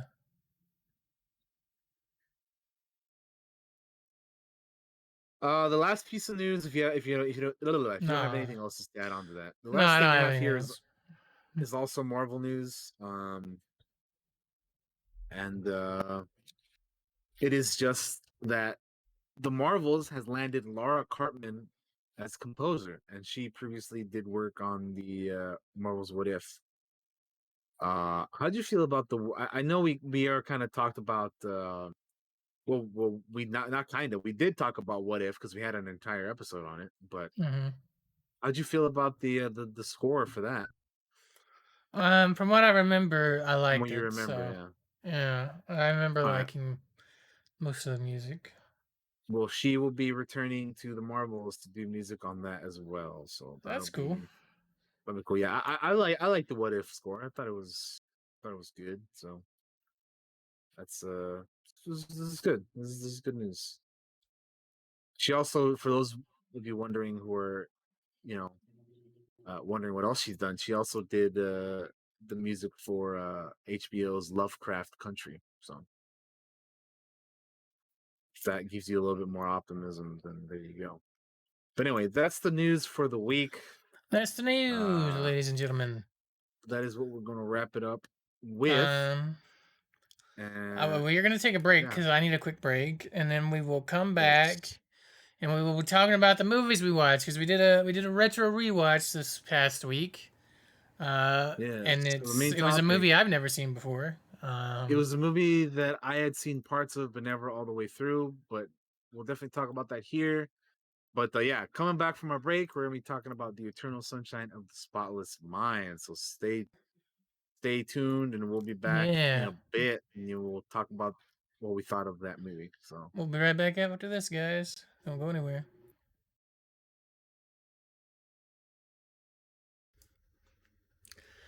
Hello, everyone, and we are back from our break, and we hope you are too. It is time to head into the main topic of our show, the Eternal Sunshine of the Spotless Mind. This was Daniel's movie pick for our retro rewatch, and for those of you that don't Which know, we're trying to watch more movies. Yes, go yeah, ahead, Daniel. so let me just go ahead and say that while this retro movies or this was my pick for retro rewind, as Josh said. Um, but I don't necessarily know, I don't think uh that this necessarily counts as a retro because I think retro there has to be at least 20 years for it to be considered retro. And It's this just what falls we under call it. that. Yeah, this falls under that. But the reason why I chose is because I just really wanted to watch. I really wanted to watch the movie. So Yeah. it was my pick. It was supposed to be my choice for next month. But we are doing the whole one a month for the whole year, or we're doing the monthly retro rewinds now. So anyway, I just wanted to get that out of the way for people who are like, well, this movie isn't retro. I'm like, all right, okay, I know, I Don't get it. nitpick us. It's just what we call the bit, guys. It's just what we call the bit. That's all. Yeah. But yes, we're trying to watch more Anyway, movies basically, and that's what's going to be so happening yeah, going forward is watching more movies. So this month was my turn. Josh will be be doing it or making his choice next month. So we're gonna be doing that one mm-hmm. every other month. We're gonna rotate. So yeah, this one was mine. So Eternal Sunshine of the Spotless Mind is a 2004 rated R um Oscar winning uh movie. Uh Directed by Mitchell Gondry. And in case you guys are wondering which Academy Award it won Best Writing Original Screenplay at the 2005 Oscars. So, uh, yeah, and Kate Winslet was nominated for Best Actress, but she did not win. But I don't believe. Uh, yeah, she did not win. She was nominated. That's But okay anyway, because you know what she did win? My heart in every movie that she's in yeah, because I love her. okay. I love her and all I love her. Yeah. I was gonna say yeah. So we both watched this movie for the first time. I had seen little bits and pieces of it from here and there, but never from start to finish. So Josh, what'd you think of Eternal Sunshine of the I was Spotless trying to Mind? figure out how do I say this. I thought the movie was okay. I thought it was an Okay. okay movie. I didn't love it. That's the thing. Is like I didn't Yeah. love it. But I Okay. do think it's a good movie if it's your kind of cup of tea kind of movie. I'm not a big Jim Carrey fan these days. I used to be. Just Mm. he's kind of lost me a little bit. Um, but most of the cast is good. I love Kate Winslet. We know that. You have Kirsten a Dunst is in this yeah. movie. Yeah, there's a Uh, lot of names in this. Mark Ruffalo's in this movie. Elijah Wood's in this movie. Tom Wilkinson's in this movie. David Cross is in this movie. The cast is kind of crazy. Like when I was sitting there, Yeah. like, look at all these. I didn't even know Mark Ruffalo was in it until I started watching it and he showed up on screen, and I was like, wait a minute, the Hulk's in this movie? The fuck? The Hulk is chilling with Frodo? What? Yeah, yeah. Yeah. And Spider Man's girlfriend, or at least Yeah, exactly. Toby Spider Man's girlfriend. Fucking Mary Jane, bro. It's like, what's going on uh, here? um, Yeah. but yeah, the movie's kind of like a trip. It's kind of like a. At times I was like, this is a horror movie. I felt like as I was watching it, I was like, this would be awful. But this movie is a lot of things, and ultimately I liked it. I thought it's an okay movie, but it didn't grab me crazy like it does, because it's just kind of I don't know. I'm usually not into the I almost want to say drug trippy movies, because it just so much weirdness happens through the course of the movie. This is a trippy ass movie. Yeah, this is Yeah. definitely a trippy ass movie. And I have some things to say about that because we do a lot of timeline jumping. Because there's a lot of there's a lot of weirdness to this, and we start at one point and you kind of see move to one area to another, and then we kind of go back, and it's all over the place. It is in terms of like timeline, because there's a Mhm. timeline in this movie, and a lot of it is kind of nuts. But you know what's crazy about this? I believe when this movie was being marketed, it was marketed as a comedy drama. So it's funny that you say that it's like, oh, it's like a horror or something, you know? Yeah. No, the first time I was 'Cause- watching it, I was like, "This is a horror movie. What the hell?" yeah, I was like, I wasn't expecting it to be like if I saw like the fa- the faceless, like when they show up and he's in the memories and they're just faceless and have no mouths and stuff. I'm like, this is straight up horror shit.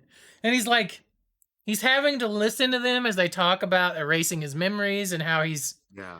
the Elijah Wood character who's a slime ball in this kind of movie, Oh my like a goodness, little yeah. shit is like, We're oh gonna my get to him a goodness, little later, but yeah. yeah, oh, man. Like that stuff, like when you're having to listen to this and you're like trapped in your own mind, almost like sleep paralysis kind of deal.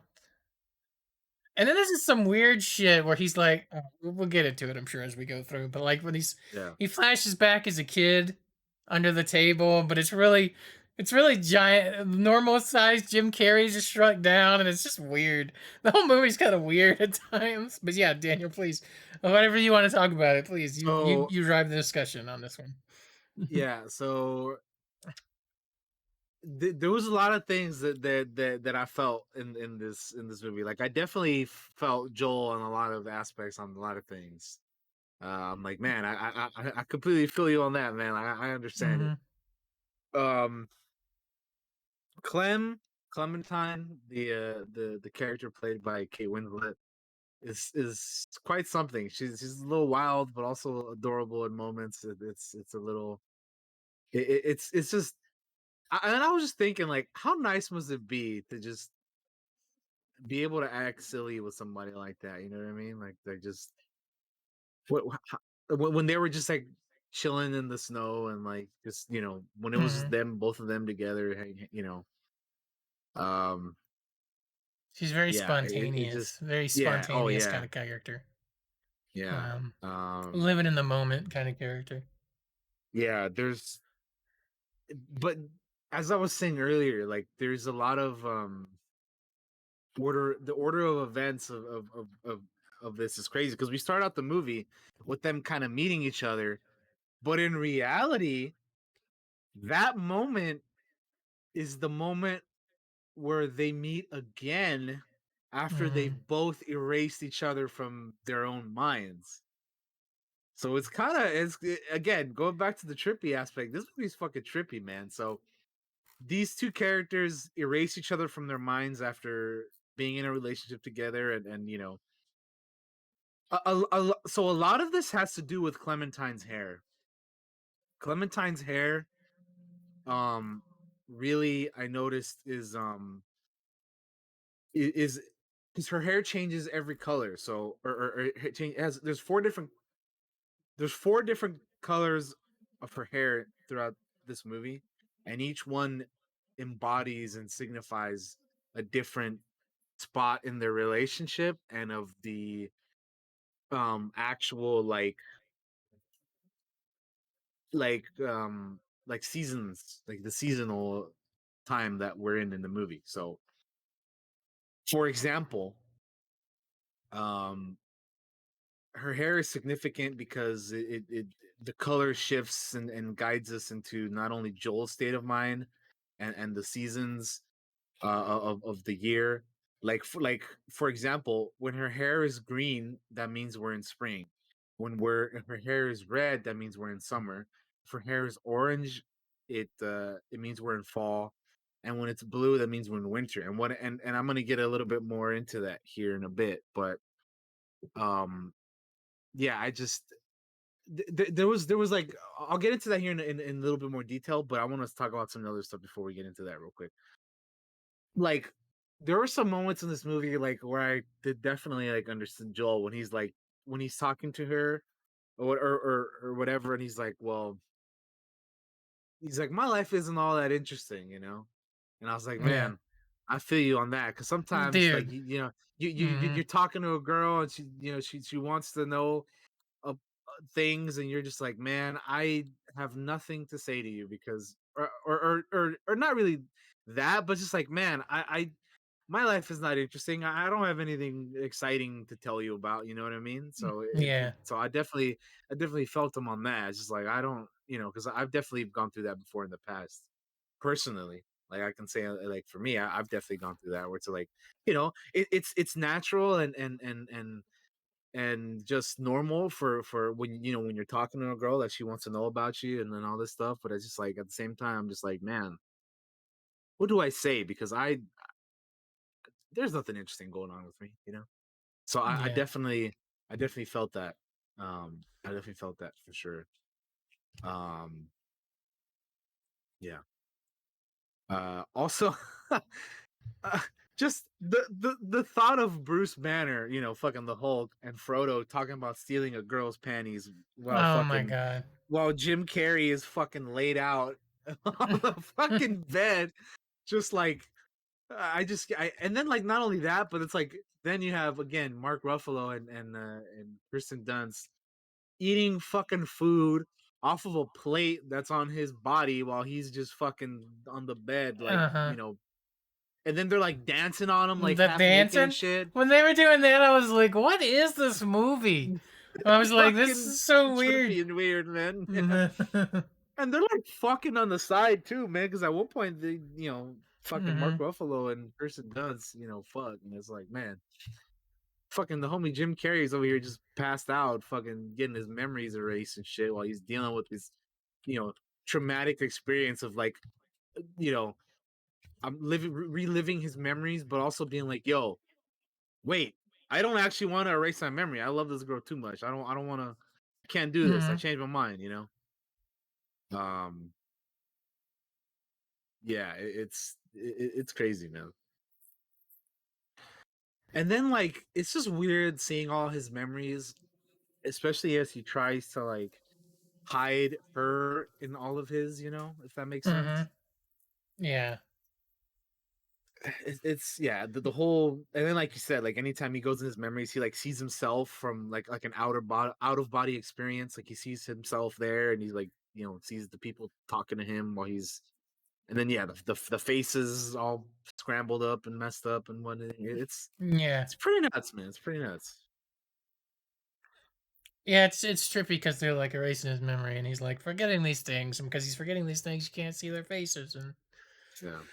um, it's also different to see Jim Carrey in this type of role as Joel because he's very subdued, very down, very, very like I want to say normal, but like very, it's not like just normal. It's It's not just his like you're usual used to like him being bombastic, outrageous, right, and goofy, loud. yeah, silly characters Mm. that he plays. Yeah. Mm-hmm. Which even though I'm not really a fan of his anymore, I remember that being like, I remember like Ace Ventura, Pet Detective, and The Mask, and all shit like that. And then you see him in a movie like this, and it's very different for him, uh, to be in it. But yeah, like I do like all the relationship stuff that happens during the course of the movie, and seeing like his, because you start with like the worst of it, right? Which is like them fighting and arguing, and then the more that gets erased, the more you see like where it started, and it was sweet and it was nice, and Yeah. how much they cared for each other until he's finally like, I can't, let me keep this one memory, please, just let me keep this one. Yeah. Um, um, but yeah, like the memory erasing thing is like, I'm glad they don't like explain that at all. It's just a thing that exists That it that exists in that this can be a world thing. and Yeah. can be done. Yeah, that people have been doing, and which by the way, speaking of the memory erase thing, dude, when fucking what's his name, Kirsten Dunst and Tom Wilkinson's characters, it's revealed that fucking he erased her memory and they had an affair and everything. I was like, what? What the Yeah. hell? That was nuts, dude. And then his wife like shows up and Mark Ruffalo like honks the horn like, yo, your wife is here, dog. Like, you know what I mean? Like, that was crazy, dude. That was really nuts. Yeah. I wasn't expecting that to be No. a thing. Um, but yeah, uh, But yeah, What the else is order there? of the events in their relationship is kind of backwards or in release or reverse order. Um, there's also like not only do we get to see Joel kind of relive some stuff, but we also get to see Clem relive some stuff too. Like for example, there's a moment where hold on, I'm gonna sneeze. Maybe not. Maybe I kind of felt it coming, and then it just didn't happen. I was Yeah. like, wait, okay, we're fine. My nose is just fucking with me. Anyway, so there's a moment on the beach where Clem's with Patrick, right? Mhm. And she kind of like has a freak out. There it is. I knew it was coming. Anyway, Clem kind of freaks out on the beach when she's with Patrick because she kind of like starts to get to the realization that she's remembering things because she remembers or she realizes that she had been there already before with Joel. So she's kind of just freaking out while she's with Patrick, which by the way, Patrick is a fucking scumbag, dude. Yes, he He absolutely is a he, piece of shit. he stole her underwear while they were erasing her memory, and not only that, but he was using information from Joel's letters and all those like little tokens of their relationship that they had from him to get her to get Clem to love him. That's some bitch shit, dude. Fuck Yeah. Patrick, man. Yeah, no, Fuck that Patrick's guy. like a real piece of shit in this movie. This is a scumbag, And dude. he's such a Fuck creep. that guy. But yeah, it's just so again, we get to see like Joel, go through all this, but there's also moments where we see Clem like, reliving stuff that she's been through again before, so it's kind of nuts. Yeah. But yeah, as I said, let's go ahead and get into the significance of Clementine's hair colors here, because I said I was going to Yeah. go ahead and do that. So I kind of alluded to it earlier, or not. I mean, I said it earlier. So green kind of embodies sort of like um a renewal, so to speak, right? Like it's the hair color that we see when her and Joel first meet.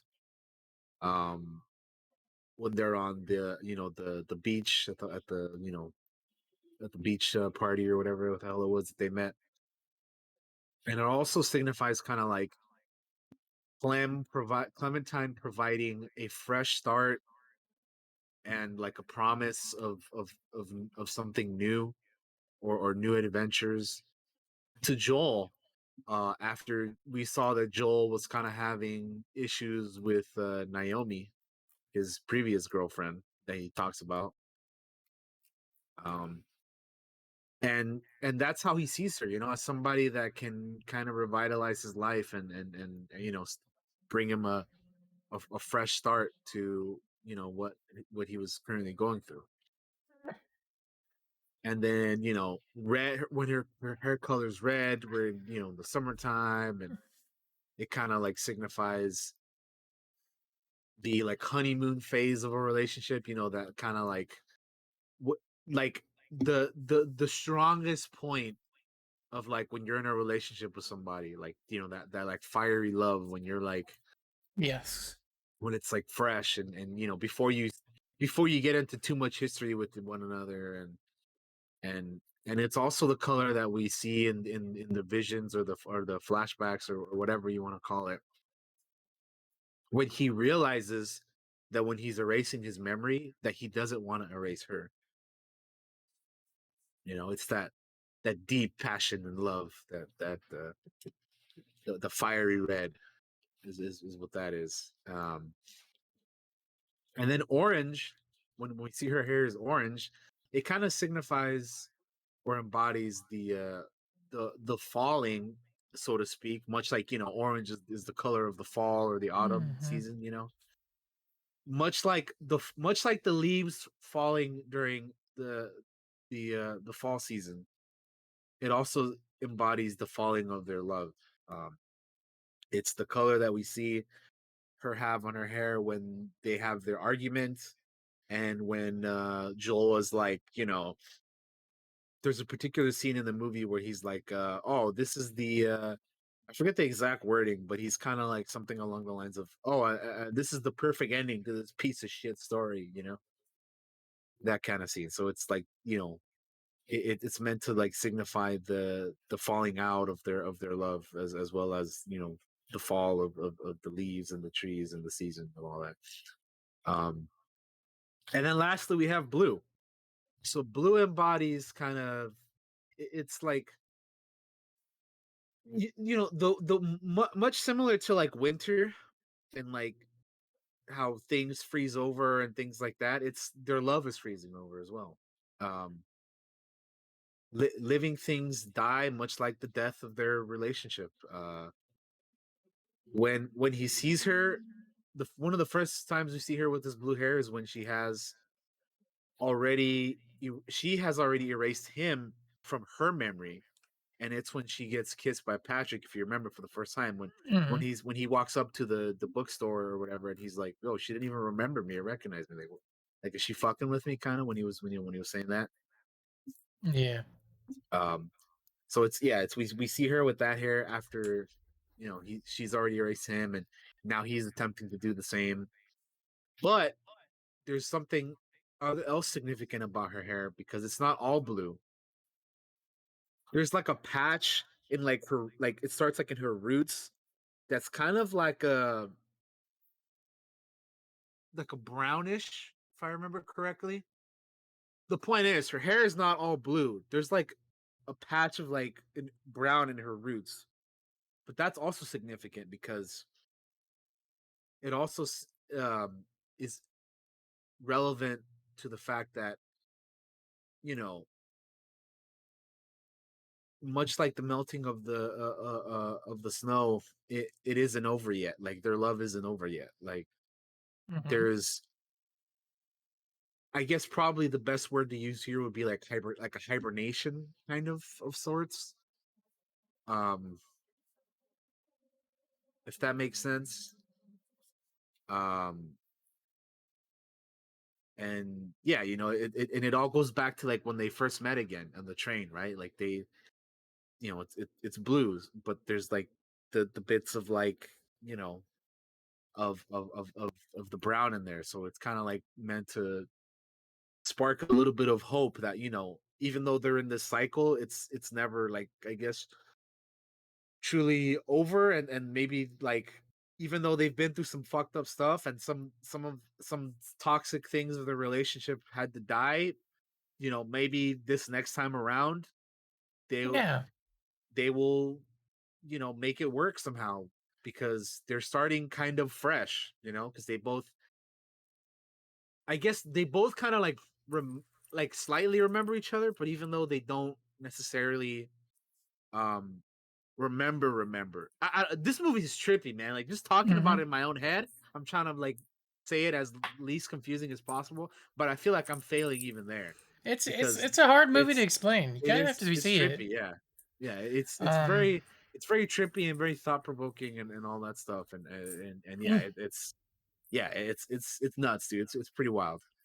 I like how it ends, which is that despite everything, despite the fact that they find out that they were in each other's lives before and that they erased each other, and they got to hear those tapes because they want you to record like all the stuff before they erase your memory. Um, because it kind of helps to map your brain so they can erase the memories easier. Yeah. And those tapes are bitter, and those tapes are bitter because when you're thinking about that type of stuff and the relationships ended, you can be kind of bitter. Things can be angry, so you say things on those tapes uh, Yeah. that were like shitty, right? Like because you get the worst of it. You're hurt, and you're having that moment where it's like the worst of it.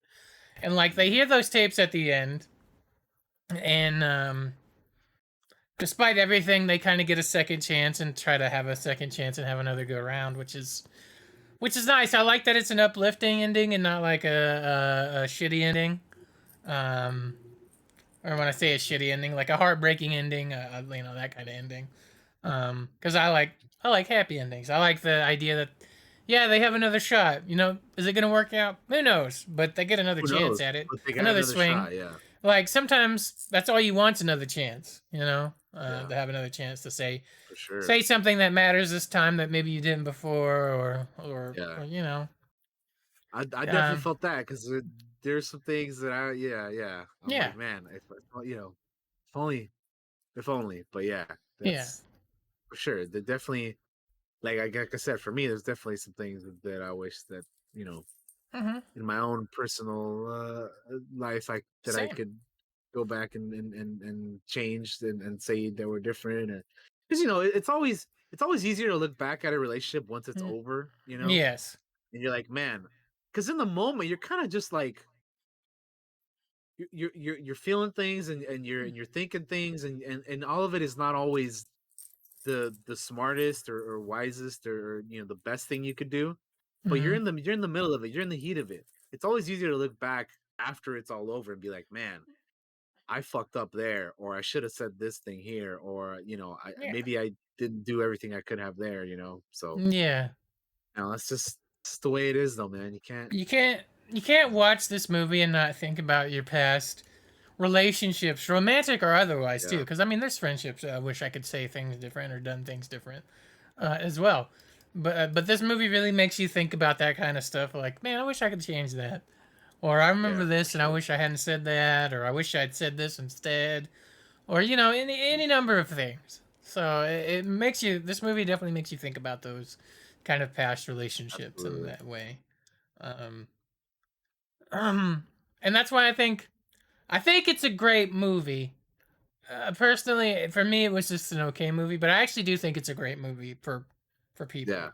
Um, yeah, yeah, yeah. and I love a romance, and the movie is ultimately like a little bit of it is a romance because they're dealing with a It is. Yeah. relationship, and um, but it's also a whole lot of other things, and it's at times very confusing. But I think everybody should give it a shot if you haven't ever seen it. Yeah, for sure. I would say that as well. Yeah, it's Yeah, it definitely gets pretty it good. definitely gets a little confusing when you know with the timelines and you know starting at one point and then going back and then like you know it's yeah it gets all crazy but yeah it's I do think it's a good movie though. I thought Kate Winslet was fantastic in this movie. I thought Jim Yeah. Carrey was good. Um, it's just crazy thinking that fucking Elijah Wood went from being Frodo like you know probably almost immediately from Lord of the Rings to then go do this, which is kind of nuts Yeah. because he's a scumbag in this Yeah, movie. he's, Like, he's, holy he's shit, scum in this movie. He's not likable at all. no. Mm-mm. Like fucking Mark Ruffalo is he's such a fucking goofball in this man. I feel like He's goofy. It's so that's the thing that struck me is like how in the dream world I understand why everything can be silly and weird and strange and even horror at times. In the real world, I'm like, this is so weird. They're awake. They're not dreaming. They're dancing over Jim Carrey as he's laying there in and they're in their undies dancing on top of him on the bed. And I'm like, no yeah. normal person would be doing this. Like like he was kind of like, oh, that's weird. Yeah, Uh, but I mean, it's the whole movie is kind of like trippy. Um, yeah, it is. Yeah, but like I said, I think overall it's definitely a good movie. It definitely makes you think about some stuff for you know as you're watching through it, and it mhm. definitely like It's also you pretty you kind short. of It's a pretty short movie. I feel like yeah, it's like an hour what and like an 40 minutes, hour 45 minutes, something like that. 40 something. Yeah, I feel like it was short. Um, uh, I didn't regret my time with it. I guess that's a good a good thing to say about it. I didn't regret, watching the movie, and I probably would watch yeah, it no, again in no, the future. I didn't either. Yeah, I actually would be curious to see how I feel about it on a on a future watch for sure. Yeah, Mm, yeah. Because again, much like you, I liked it, but I you know I wouldn't say it's like one of my favorite movies now or anything. You know what I mean? Like Yeah. it was good, but It's a good thought provoking movie. It's good for getting your Oh brain yeah, like yeah, going to thinking about things. yeah. Because as you're watching, you're like, oh wait, this takes place here and this goes there, and then like I said, you gotta have to connect the dots with like Clementine's hair and like it's all over it's everywhere. It's crazy. You really gotta pay attention to some of that stuff, you know. But yeah, I liked it. I liked it. I Yeah. did like it. This is one of those movies that I've heard about for years that people like rave about and really like love and enjoy and think it's a really good movie and stuff. And I just for the longest time, I again I hadn't seen it and I was like, well, I gotta put it down. I gotta watch it. And this year we kind of made a goal of wanting to watch more movies. So I'm like, all right, this is gonna be one of those next ones that I want to watch and we'll get her done so I can see finally what the hell people are talking about with this movie. And here we are. Here we are. It's good to finally have seen it for sure. Yeah. And I definitely recommend people check it out if as well. But yeah, if that's all we got to say on it, that's all we got to say on it, I guess. I suppose, yeah. I mean, it was an Oscar winning movie for best screenplay, and Kate Winslet was nominated but did not win for best actress. Um, but yeah, I definitely think this is one of like Jim Carrey's like Oh my god. more Mhm. better. I think one of his better movies. Like when because yeah, like you said earlier, most of the time he's playing more of a goofball character, and he isn't. He's not in this one. He's just a guy that's he's a sad boy that we can all relate to. Yeah. Yeah. Definitely. Definitely. Yeah. Trippiest moment for me in this movie when he's getting a bath in the sink. I was like, what the fuck is Oh, happening in yeah. here? Some of those moments where like we see him and Clem go back and like like you said, he's getting bullied by the kids or whatever, and it's like grown ass Jim Carrey. Yeah. And then like they're like Oh my wearing their god. That costumes and part was stuff. so funny. That part is so funny when he's like, that was I'm funny. grown up, I can take you now. And he fucking gets arm barred by the little kid. There's some moments in this movie that are they're funny and they're like strange and just like, I don't know. You gotta watch the movie. All right. Anyway, that's the Eternal Sunshine of the Spotless Mind. We checked it out. We watched it. Ultimately, we liked it. Definitely a different type of movie that I haven't watched something like this in a while. I don't feel like so. Yeah, it's nice to watch different types of things every once in a while. I've been watching a lot of movies recently, and I kind of try to mix things up here and there, so it's not just the same shit all the time. So it's nice. It's nice to have some variety, in the filmmaking art form that is for our entertainment. Yeah. But yeah, those are our thoughts on that. Like I said, I thought the cast, everybody was good. Mm-hmm. Mark Ruffalo, Elijah Wood, Kirsten Dunst, Tom Wilkinson, Kate Winslet, Jim Carrey, even fucking David Cross, which was in here for like 2 seconds or whatever. But even that was pretty good for what it was. But yeah, that is our uh Eternal Sunshine of the Spotless Mind. There's our thoughts on the movie. Yeah. Definitely join us for the next one, which next one will be next month. Again, Josh's pick for the Retro Rewind. Mm-hmm. And I believe Josh already has his pick in. The pick is in. We can tell you what it is if we So should. You want to tell them? if you want to tell the good people of the who are listening or watching to this what the next Retro Rewind for next month is going to be, Josh, which is your pick. So the next one, go for it. The next one is definitely retro. It's very retro. It's retro several times over. But we'll be checking out the Maltese Falcon from 1941 with Humphrey Bogart in that role. We'll be checking it out. I've never seen it, and I've always kind of wanted to, and we've been wanting to check out some of the classics. And I've Josh with always heard another this is World one of War them. II era movie.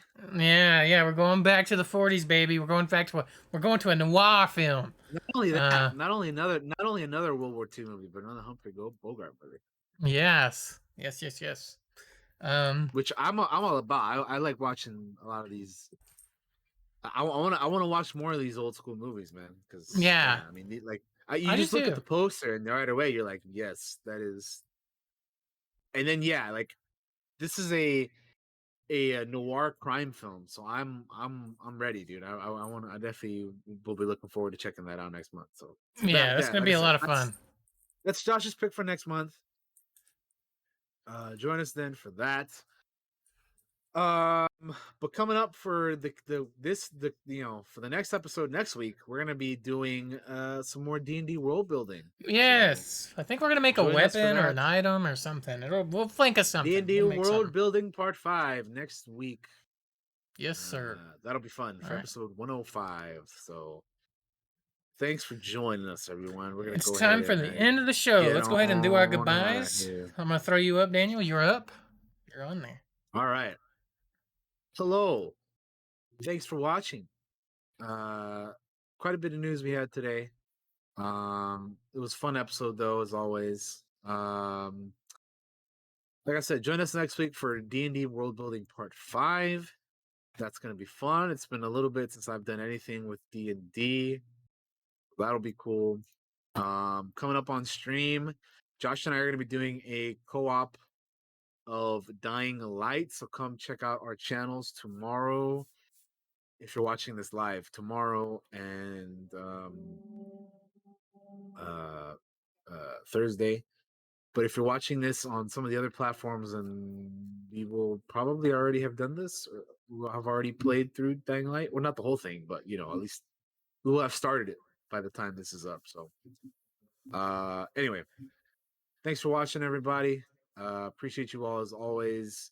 And we'll see you over on the next one next week.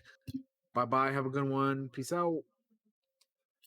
All right, guys. Thanks everybody for watching the show. We're in our triple digits here in 104, which is awesome. We're gonna keep doing the show for a very long time to come. So, hell yeah to that. Make sure to stop by the stream tomorrow, around 3 Eastern time. I guess would be when we're starting up around that time, Daniel.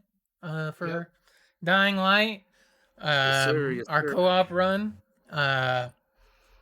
So we appreciate, and those of you that show up, come to my stream, come to Daniel's stream. We'll have multi-streams up, I'm sure. And we love and appreciate all your support, and thank you guys so much for checking us out. Podcast is available on all the places, just about, except for like iTunes, which I'm going to get us up there eventually. One of the things I got to do this year. We're available on Spotify. We'll be up on Daniel's YouTube later, probably tomorrow, I imagine, and all that good stuff. Until next time, we'll see you later. Bye-bye, and those of you hang around in the chat because we're going to find somebody to raid. But I got to end the recording first. Bye-bye, guys.